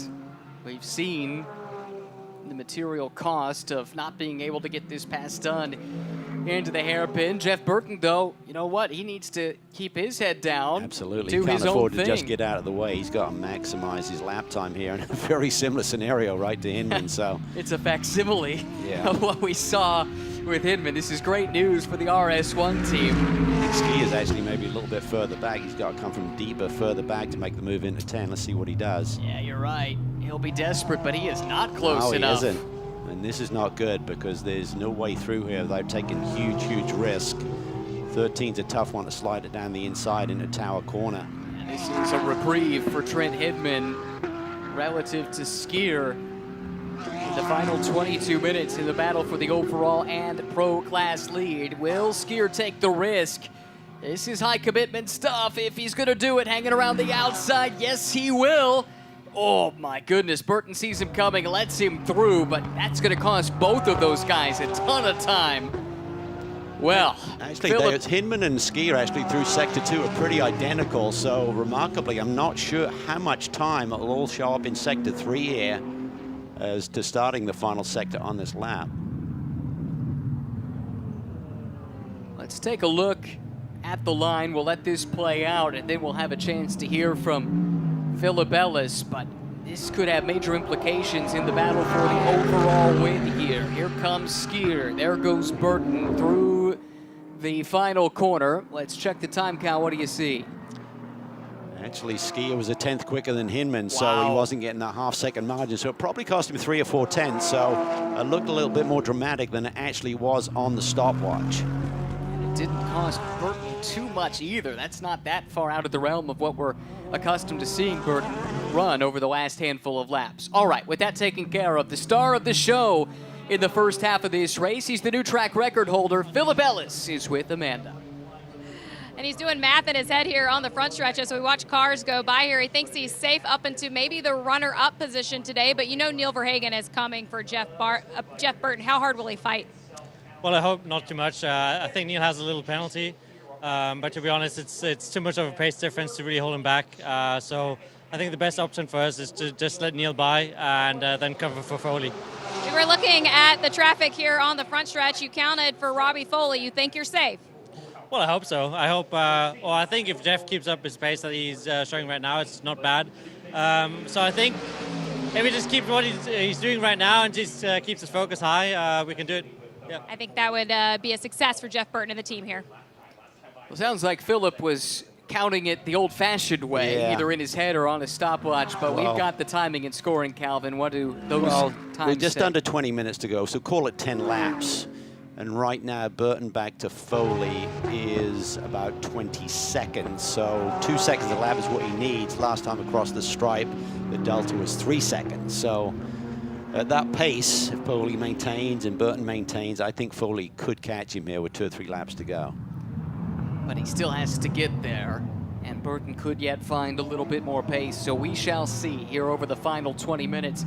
And again, let's remember, Jeff Burton, each of the past 2 seasons, a total of 2 podium finishes. This would be a huge result for Jeff and this team. Such a clever use of strategy here to read the rule book, view it in terms of an opportunity. And right at the moment, it looks like they are primed to take full advantage of that opportunity. But the lead could be changing hands here before too much longer. Verhagen is closing in. It's now just 10 seconds, it looks like, between Verhagen and the leader, and it's less than that, obviously. 2.5 seconds now between Verhagen and Burton. In fact, there you can see them on the screen in the same shot. Neil Verhagen closing in rapidly. And again, he's got a pass in which we anticipate shouldn't be with too much drama, and then gap him by that 4.2 second margin for the penalty by being a little bit shy on their pit stop. That's right. Let's not forget about that. Where that really hurts you is if there's suddenly a yellow at the end and you're all kind of nose to tail, and then you're serving a post-race penalty. That's where they can really backfire in terms of if you stay green and you gap the guy, it's no big drama, but if suddenly there's a yellow and you all come across the line in a train, that has a dramatic effect on the result. At the moment, it's something of a toothless penalty, assuming he can clear Burton and pull away to over effectively 5 seconds. But yeah, you're right. If the field gets compressed suddenly and the race ends under yellow, it's like race control put its dentures in. And it's got a bite to it all of a sudden. I like it. I tell you what, the Hinman skier battle for the overall lead is not done and dusted. That last lap ski was 9/10 quicker and sits just over 4 seconds back. So still a long way to go for that victory there. There's Samantha Tan. She's gonna like what she sees when these 2 cars flash in front of her on the pit lane. This is the battle for the lead in the Pro-Am class. Jeff Burton on the alternate strategy, coming under pressure here from Neil Verhagen with 17 minutes to go. Burton lets the car drift to the pit wall. Here comes Verhagen, got a nice run out of Sunset Bend, and he is through. Ooh. Or is he? No. Jeff Burton won't go quietly he into the wide, night. He sent it and he's off. Ugh. Just gathers it back up. That was really, really wide there. I like that he didn't want to give it up, but just missed his marks there a little bit. Turned in, then you get out on the dust in the gray, as we call it. Doesn't have the same amount of grip, but he controlled it nicely. Didn't hang with it, just kind of controlled his speed, managed to get that front tuck back onto the curb. Yeah, but how much time did he lose? Does that aid Robbie Foley? Just that little bit, could it make the difference? It may not have mattered. Ultimately, Foley's pace is good, and he's closing in. But every little bit counts at the end of these races. Yeah, Foley's got to keep digging. His last lap was in the 202 range. He needs to maintain 201s there. Otherwise, he's going to marginally run out of time. He needs 2+ seconds a lap. Assuming Burton keeps up his pace.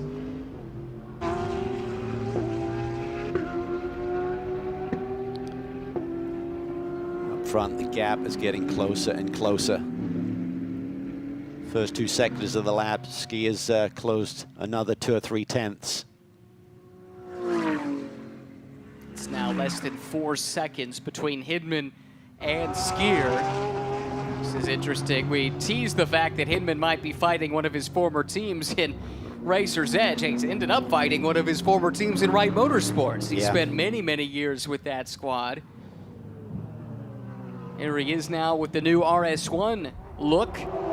has driven for RS1 and GT4 competition in the past. And this came together pretty late in the going, so he said, look, it's my experience in this 911 that I'm counting on to be quick here. Half a second. Yep. Skier half a second and Hinman on that lap gap, now 3.4 seconds. 15 minutes to go. You need 7 laps. We've got 14 plus minutes on the board. I tell you what, it's going to be so tight there in the last lap or two between these two at this sort of pace. Another element to this battle is the fact that Wright Motorsports is the benchmark Porsche team in North America. They have been for some time. You look at their track record of success, especially in the GT3 and comparable ranks. They've won all the big races. They've won championships in IMSA as well as here in SRO. For RS1, they've been great in the GT4 ranks, in the club racing and PCA.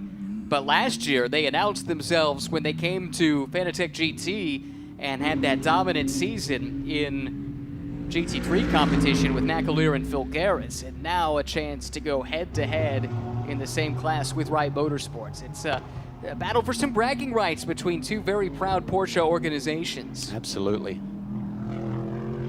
Everyone has an ego. Everyone wants to be the best. Even you? Absolutely. I recognize on the golf course, though, it will never happen. This was a pretty good golf course for you, though. Yeah, we had success here, which was really cool. It's great to have. We talk about iconic races you want to win. I was fortunate enough to win the race with the Roush Racing organization back in 1990.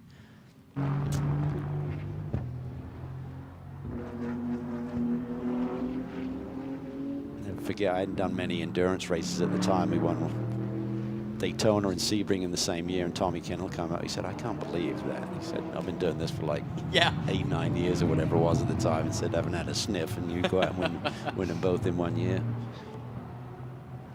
Well, we mentioned earlier there was that penalty owed to this car here, Neil Verhagen, for that short pit stop. It was roughly 4.2 seconds. They've now cleared that gap. So Verhagen is over that clear of Burton. So even with the penalty factored in, that is your leader in the Pro-Am ranks. You can see the gap on the screen now, 5.3 seconds. Jeff Burton, 2:04.4 the last time around. Robbie Foley ran a 2:02.6.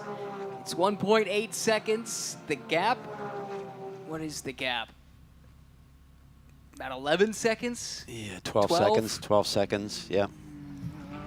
So you need 6 laps, and you got 12 minutes, which is about 6 laps. So again, the battle for both pro and overall lead is up for grabs, and the battle for second in Pro-Am potentially there as well. Production truck better get limbered up, because I think the final few laps of this are going to be thrilling. We're shaping up to have a battle for the overall lead in the final couple of laps. We're shaping up to have a battle for second and third in Pro-Am in the final couple of laps. There you see how the gap has trended over the past few between Hinman and Skier, and Hinman has been able to answer the challenge. Yes. That 0.2 that Skier gained on the last lap, that would not be enough. No, it wouldn't. And let's not forget, there's one thing to catch me. He's not just going to drive by him. Hinman's not going to give this up easy, so then there's going to be some racecraft involved. Hopefully it's going to be an exciting finish here. The first 2 sectors, it looks like Skier's about 2.5, 3 tenths up on this particular lap. There they are. RS1 Porsche right there. Car started by Spencer Pumpelly. That challenge for the overall lead at the drop of the green flag, let's not forget. And what a change on the complexion of this race that would have made had Spencer been able to make the move. And then the green and yellow Porsche from Wright Motorsports just behind. Let's check the gap at the line. Skier. 6 tenths that lap. Yeah. Best part of. So, yeah, and let's not forget the job that Adelson did as well. I mean, he just got the hammer down, just closed that gap, and really kept things competitive for that whole group. That's impressive for Adelson, because he was going up against, yes, another silver-graded driver, but Spencer Pumpelly is not your run-of-the-mill silver-graded driver. There is Spencer. So much experience, so many accolades. There's Adelson. And for Adelson to be able to keep him honest in that gap, to keep them in the conversation, then to turn the car over, And that speaks to what Adelson's been able to do in just his second year racing at this level. Very different ends of their career. Right? I'm not saying that Spencer's career is about over. I think he's got a good handful of really strong years ahead of him still, but nonetheless, just so much experience and speed still, versus Adams kind of still in his infancy in GT3 racing at least. 10 minutes to go here at Sebring. Race 1 of the weekend. We'll do it again tomorrow, and the strategy situation turns on its head tomorrow. Just a quick update. Hinman gapped Skier by 3/10 in the first sector, so I'm not sure if Skier had a little moment or not, and equal in sector 2. So this is a good lap for Hinman in terms of protecting that lead. Is there a case to be made that Trent was just looking after his equipment? Well, we also saw Skier's car come alive immediately, so they may have got a bit aggressive to get that undercut done, and maybe that is like not backfiring, but hurting you a little bit on the tail end of this stint. That's a good point. And lest we forget, let's give credit to Wright Motorsports for their work in the pits and also the strategy to go with the undercut. That allowed them to jump both Racer's Edge and the 28. And yes, exactly. The ST Racing 28 in the pit sequence. That put them in this position here where they can now fight for the overall win. Gap Foley to Burton is 10 seconds now, so it's getting tight. Foley's done a really great job here, just rock solid. Got promoted to a full BMW factory pilot last year, and just does a great job of working with young drivers, bringing new people on, and he was mentored by Bill Oberlin, and it's like Robbie's now become the Bill Oberlin for Turner Motorsports in terms of being the senior member of the lineups. And look who he's chasing. Yeah. Bill Oberlin, that's the next car up the road. Not in the same class, but those two know each other so well after working together for many, many years with Turner Motorsport, and this year Bill Oberlin switching camps over to ST Racing. Well, he ideally wants Bill to catch Burton and clear him, and then just give Robbie clean air to get to the back of Jeff before the checker. Now, Bill signed a new contract extension with BMW over the offseason, extending through 2026. Doesn't show any sign of slowing down, loves it as much as he ever has. That infectious enthusiasm. It's the 50th anniversary for BMW North America next year, and then it's his 30th year with BMW in the final year of the current contract, at least. More starts in a BMW race car than anyone, ever. Yeah, incredible. And Turner's actually close to becoming the all-time leader in terms of events. I think Schnitzer has it, like 550 something, and I think this month, Turner will eclipse that, so that's certainly a great record for Will Turner and his team to get to, because Schnitzer, so many years around BMWs with some tremendous success. Synonymous with success and the rondelle of BMW. Under 7 to go. Hinman ran a 2:02.1. Skier ran a 2:01.6, so it's down to 2.3 seconds now. But Sand starting to run through that hourglass. Yeah. The day grows late. It's going to be tight.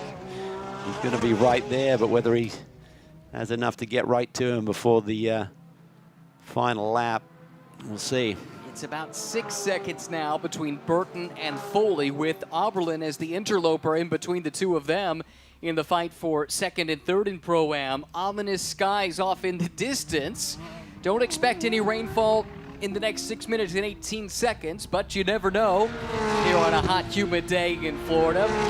So much still hanging in the balance with just 6 minutes to go. Skier 3/10 quicker in the first sector alone. He is coming really big time on Trent Hinman for that win. Oh yeah, bit between his teeth. Elliott Skier knuckling down in the yellow and green Porsche from Wright Motorsports, chasing this collage, a kaleidoscope of color on the race-leading Porsche from RS1. Trent Hinman in his first start in this series since 2020, a year he won a championship. Looking right at home, out in front again. Second start in the series. Forgot about that 8 hour again. Second sector, Hinman a 10th quicker. Overall on this lap, he's about 2/10 down right now. That's okay. That's okay. Then Mercedes coming through, and then the second BMW in this picture. That's the fight for second and third in Pro-Am. Looks like there is a podium in the offing for Regulator Racing with this alternate strategy. And I think we've probably got 3 laps to go, or 3 and a bit for these guys, based on where the leader is in 5 minutes on the board. So Foley's got 3 laps to try and chase down Jeff Burton here, I think. I think Burton has what it takes to come home third, but can he hang on to second, or will these 2 BMWs come through, most notably this one with Robbie Foley? Yeah, and you have to wonder whether Will Turner's run down ST Racing explaining the scenario here in terms of it's not going to affect Bill's class position if he lets his old teammate by and let him go chase down Jeff. Don't make it too hard. Time is critical. 2.0 seconds at last check. Skier did edge just that little bit closer, but it was only 0.3 of a second. That's not enough. Hinman's hanging. It's going to be tight, but I think he might just have enough.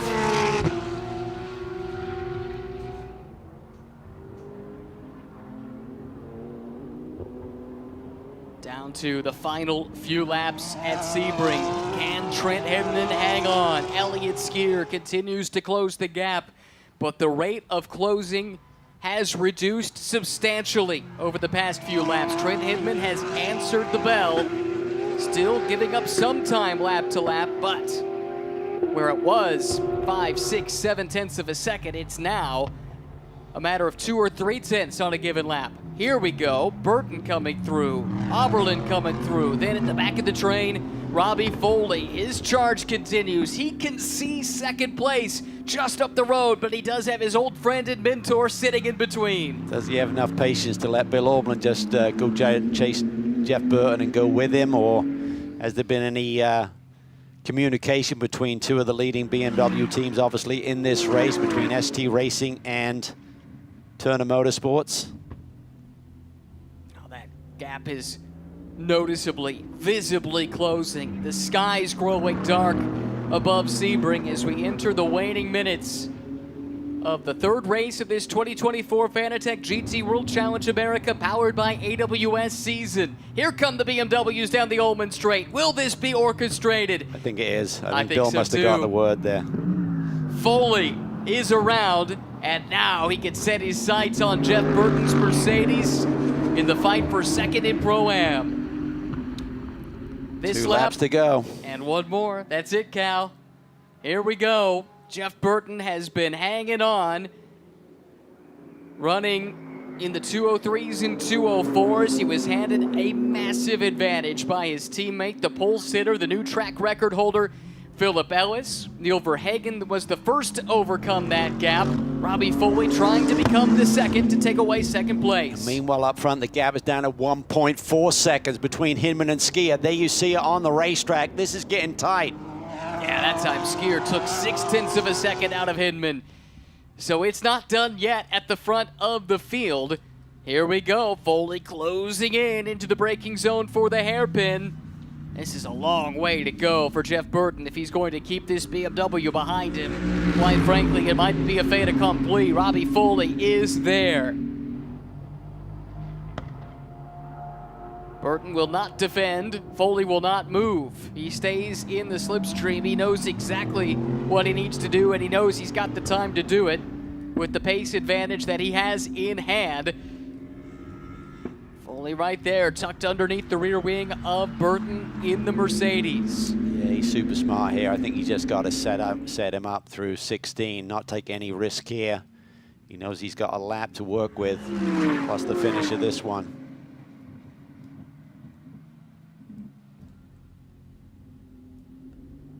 It's a risky move to look down the inside here. Now he's just going to set him up. He's just going to get a good clean exit here. Just draft him down the Ullman Straight. Make the move into 17, I would anticipate. Got a decent run out of the corner. We know the BMW is strong in a straight line. Burton looking to defend. Foley weaves back to the outside, and they go side by side. Coming to the white flag this time by Foley around the outside, sweeps across the bow, and he'll take second place from Jeff Burton in the waning minutes. Incredible. To game of math and just executing lap time. 1 lap to go, and he grabs that second place in class. 1 second. That's all it is between these two. Now up to 1.1. Hindman in the 85. With Skier giving chase, and Skier is as close as he has been. He can see the race win right out the windshield. Yeah, he lost a little bit of ground there, got completely sideways, putting the power down out of turn 7. Here comes Hindman. There goes Skier. Two Great drivers. chase, Yeah. but great job by him and in not cracking under the pressure and just putting his lap times on the board. Two drivers with similar resumes, Calvin. Trent Hindman a few years ahead of time, but looked like he was poised to jump into stardom with the backing of a manufacturer. In his case, it was BMW. That fell away. He found an enthusiastic amateur to help propel him to the next level. Cameron Castles revived his career, and he has just jumped into the stratosphere ever since. Similar story here for Elliott Skier. Looked like he was poised to be the next big Porsche star from the States. Got stuck in the wilderness till he met up with Adam Adelson, and here they are battling at the front of the field in Fanatec GT. But it will be RS1's day and their return to the series. Trent Hindman out of Sunset Bend for the final time, takes the checkered flag. Hindman and Pumpelly win overall ahead of Elliott Skier by 0.7 of a second here at Sebring International Raceway, overcoming a time penalty for a quick pit stop, too quick in fact. ST Racing's Neil Verhagen and Samantha Tan, they take victory in race 1 of the weekend at Sebring International Raceway in the Pro-Am class and bag an overall podium to boot.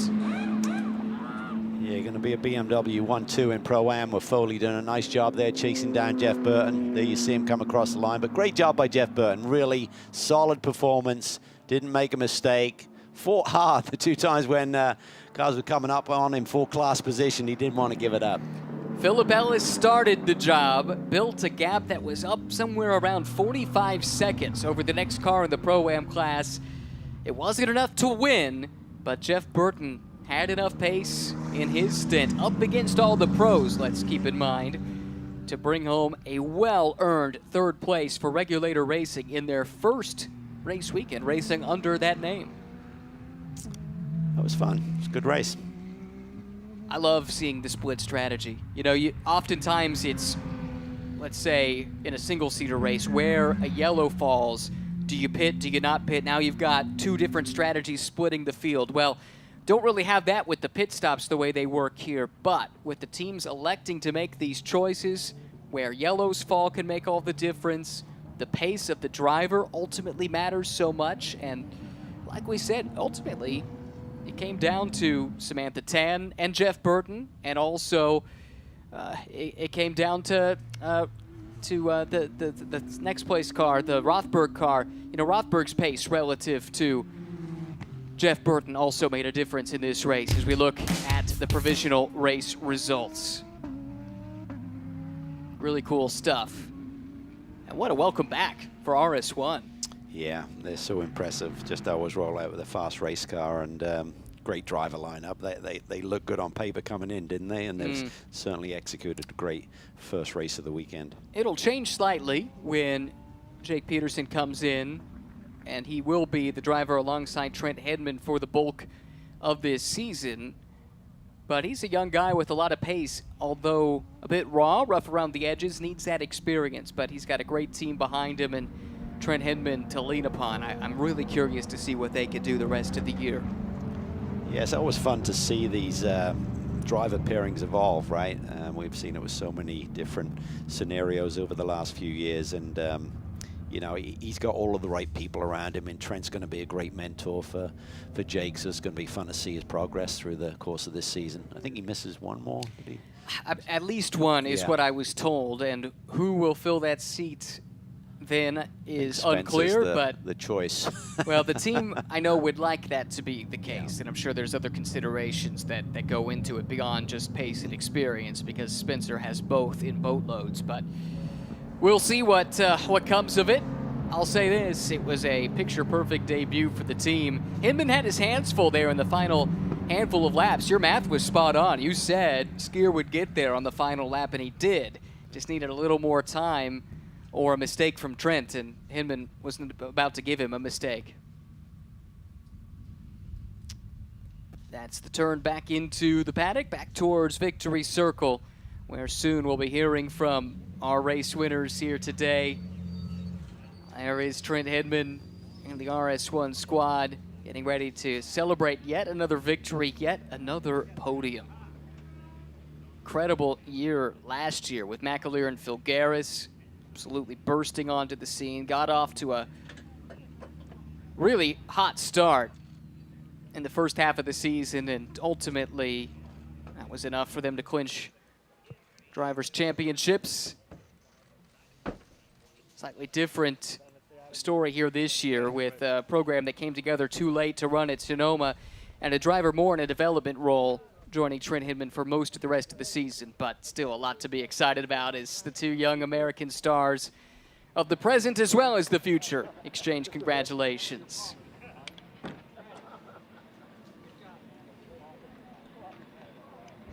Big day potentially for RS1. They sit on the pole for the upcoming Pirelli GT4 America grid. John Capestro de Betz will be starting from the pole for RS1 here in a short while. That's right. Yeah. Well, there's Trent Hinman celebrating. Neil Verhagen there. Another win with Sam Tan and some redemption for the pair of them and ST Racing getting the win here at Sebring. But Trent Hinman brought the car home for the overall win, and Amanda is standing by. And I can see Spencer Pompelli off camera running in to make it and to congratulate his teammate. And man, that battle between you and Elliott there at the end, I think we all were on the end of our seat. How much were your eyes in that rearview mirror? A lot, probably more than I'd like to admit. Spencer bailed me out on that one for sure, but I'm just grateful for the opportunity with RS1. Borsha, Jake Peterson, obviously just looking forward to having him as a part of the program. It's a great start for us. We still have work to do, but I have no doubt in my mind that the way these guys debuted today will continue moving forward. And Spencer, go ahead and come on in here. I know you found you found out about this role last week and jumped into the spot. How well would you say you fulfilled your duty? I always want to do better, but this guy is just amazing there at the end. Can't say enough about him and the pressure he was under. Like you said, this is a new deal. We have a lot to learn, and despite the fact these guys did so much work getting this thing ready, it's such a good job that we were able to come here. And I'm really excited to share this with him. And Justin, our team owner, can't be here right now, but he's on his way back. This is a great day for RS1. Congratulations, guys. And Trent did congratulate Elliott on such a heck of a race between the battle of them. You know there has to be, that must feel good as a racing driver. As I make my way over to ST Racing, Sam, your stint, incredible. I know that with the penalty, I saw your head shake, but I know you knew that Neil would be on your side. But 1 year later, you come back and you will be on that top step, and it is your win. Would you call it redemption? Yeah, the biggest redemption win. I mean, we came back with something to prove, and the team put together an incredible car, and we got it done, so feels really good.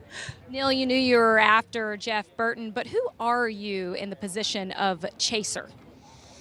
Well, I think after the pit stop, I was chasing time at that point. 5 seconds was the gap that I needed to put to P2. And yeah, I mean, I had Robbie behind me. He was keeping me on my toes as well. I didn't want him to close the gap too much. So yeah, I think I took quite a bit out of the tire in the beginning because towards the end it started to become more difficult. So yeah, maybe a little bit of management to look at for tomorrow to get the tires to come a bit further into the race. But in general, I think we can be very happy with the result. As Samantha said, it's definitely redemption for last year. Congratulations, guys. If we go back to earlier today in qualifying, Neil Verhagen did take the pole position with his strategy of going out on that install lap on used tires and then coming out on stickers. And as we make our way over to Jeff Burton, alternate strategy for the second event, it worked. You will be on podium today. How successful? Initially, that's great, fabulous. The team's fabulous. I got to pay tribute to Marco, he's the guy that's come over and helped us out with a lot of the setup, and he really helped us out, and obviously my teammate. We just got to move forward now. Do this more often. I like seeing your smiling face. How's that? Congratulations, Jeff. Thanks. Appreciate it. One of the cool stories of the early season has been what this team has done, taking advantage of the rules and coming up with a clever interpretation. It's given us fun races to talk about because we have comers and goers. Yeah, and I think Jeff is being realistic. He knows that if he can step up his game just a little bit, then you maybe not be talking podiums, you could be talking wins. It's certainly a possibility if things fall the right way for that Regulator Racing team the rest of the way. Now that's a debrief there. David Brown there from Porsche, legendary engineer. He used to work with Senna and Williams way back and other big teams in F1.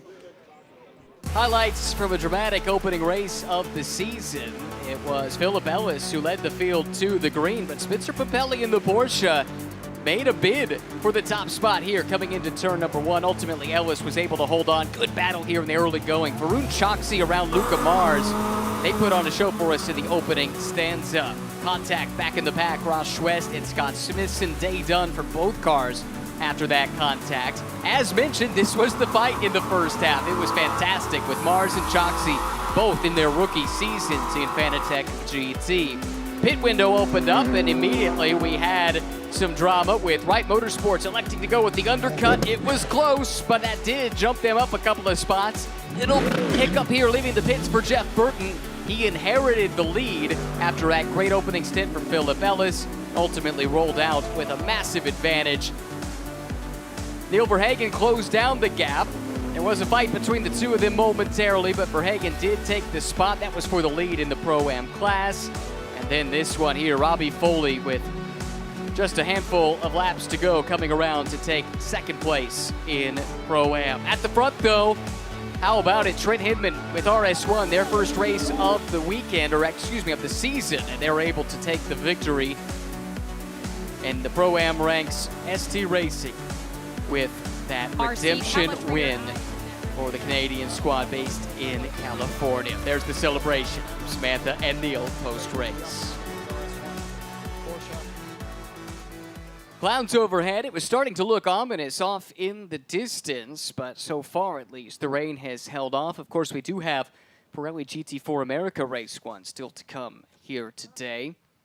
But what a fantastic race we had here in the opening race. And I'm really curious, Calvin, what the strategy looks like tomorrow when the starting driver is flipped from what we saw today. Yeah, it's going to be tougher for the 91 team. I mean, certainly Jeff's going to be making the start, and he's going to be up against the pros, so it's all about minimizing the deficit that Philip Ellis has to be dealing with. But if they can catch a couple of yellows, or at least one, that can definitely give them a shot of a podium once again. I think a win is probably a big stretch, but certainly a podium potential once again. But with the pro starting, it's going to be a barn burner at the start of the race tomorrow. Tough day for DXDT Corvette Racing, the much anticipated debut of that car. Scott Smithson dropped back at the very beginning, and then the contact ultimately knocked him out of the race. Yeah, disappointing day, disappointing debut. I'm sure they would like to just finish this race and got some more miles, a bit more knowledge with that chassis, so they need to dust themselves off tonight. Hopefully they can get that car fixed up. As you said, they got the spare chassis in the paddock here this weekend, so I'm sure the parts are available, and we'll see what they can do tomorrow. Philip Ellis came into this weekend undefeated this season in the state of Florida. He won the 24 Hours of Daytona, won the 12 Hours of Sebring. He still has a perfect podium record in Florida this year with his third place result here today. Great job by him, especially in qualifying this morning, setting the new track record. Really good, but it's going to be fun to see some of those other pros. Verhagen starts from the pole tomorrow. Here he is celebrating their class win today. He's a really impressive young man. BMW factory contract already, of course, but he's going to go on to bigger and better things. Just amazing talent. We've seen Samantha, when put in positions where she inherits a lead, she's really comfortable in that position running out front. Yeah, she's really just come on, you know, leaps and bounds over the last couple of years. You saw Nick Johnson having a chat with her after they finished the race, and he's really been a great mentor for her in all aspects of being a pro driver, and she's certainly stepped up to that challenge. John Miller, great strategy from the team. They pulled that strategy this morning, putting Neil on some fresh tires midway through that qualifying session to grab the pole for tomorrow's race. So they're on top of their game, but as is everyone else, this is a tough field that we have here this year. Yeah, what it lacks in numbers, it certainly makes up for in quality, especially when you see the names racing in the second stint of the race here today. Plus, you throw Philip Ellis in, of course, who started the race for Regulator Racing. And should mention, for Turner Motorsport, great result for Justin Rothberg. He's fresh to GT3 racing coming from Ferrari Challenge. He showed pretty good pace, I thought, this morning in GT America, but in this race in particular, it looked like he took some of the lessons learned in that 40-minute sprint this morning and applied them to his opening stint. Yeah, did a really nice job, and all of these young drivers, these young rookies are going to get better and better, and it's going to really heat up the battles as we get deeper into this season. He'll be sharing the celebration with Robbie Foley there on the left-hand side of the screen. That is your Pro-Am class podium here in Sebring. Congratulations to Regulator Racing, Turner Motorsport, and ST Racing, putting together a solid day here today. Wait for the podium to get underway for the Pro class. RS1 back on the top step of the rostrum in their first race of the year. It's really disappointing that they didn't have a program put together for Sonoma, especially on the back of such a strong season a year ago. So when the entry list came out and I saw, first of all, the team, but then the driver lineup, Pumpelly and Hinman, all right, sign me up for more of that. Yeah, absolutely. It looked strong on paper, and they delivered. Certainly did. Hinman under heavy, heavy pressure late in the going. I think he's now established himself as a top-level GT driver here in the States. And with more performances like this, Elliott Skier, I think, is making it clear he belongs in that same conversation. Yeah, really impressive. I mean, that opening lap that he did, first lap out of the box, was just incredible. And the save that he put together in qualifying this morning was... That's right. We're lucky that car saw the start here, because that was going to be a big one. He pulled it out somehow. Yeah, if you missed it, that was what? Coming out of 1 on the run to 3. And at one point, that car was just about perpendicular to the track, sliding across the racing surface, pointed at the left side wall, and somehow he managed to gather it back up. Really remarkable case of car control. There's Varun Choksi on the right, Bill Oberlin on the left. Third place here today. It's a tandem I think will be awfully pleased with the podium results here. Yeah, third podium of the year, so really solid performance. Looked like the car may have fallen off a little bit in pace later in the going, so they may confer with the other car for Hagen to see what they can do and tweak it a little bit for tomorrow. And on the left, Wright Motorsports, the aforementioned Elliott Skier and Adam Adelson continuing their strong run. But this is the team that got the job done here today. RS1, Trent Hinman, Spencer Pumpelly, standing in the center, celebrating another race win for the squad, but their first of the season and their first start of the season. Congratulations to those two, Justin Bellinzoni and the entire RS1 operation. Not too much time to celebrate this one, though, because we go again tomorrow for the second race of the weekend, race number 4 of this 2024 season. As we said, for RS1, they're on the pole for the GT4 race coming up in about 5-10 minutes, so no time to breathe for those fellas. No, I suppose not, but they love this stuff. Great little team that continues to show it belongs up against some of the big GT operations here in North America. They continue to show their worth week in and week out. Well, what a race it was here today. Congratulations to all the drivers standing on the podium here in Sebring. And the good news is we get to do it again tomorrow for race 2 of the weekend at Sebring International Raceway. For Amanda Cow and our entire team, I'm Ryan. So long from Sebring.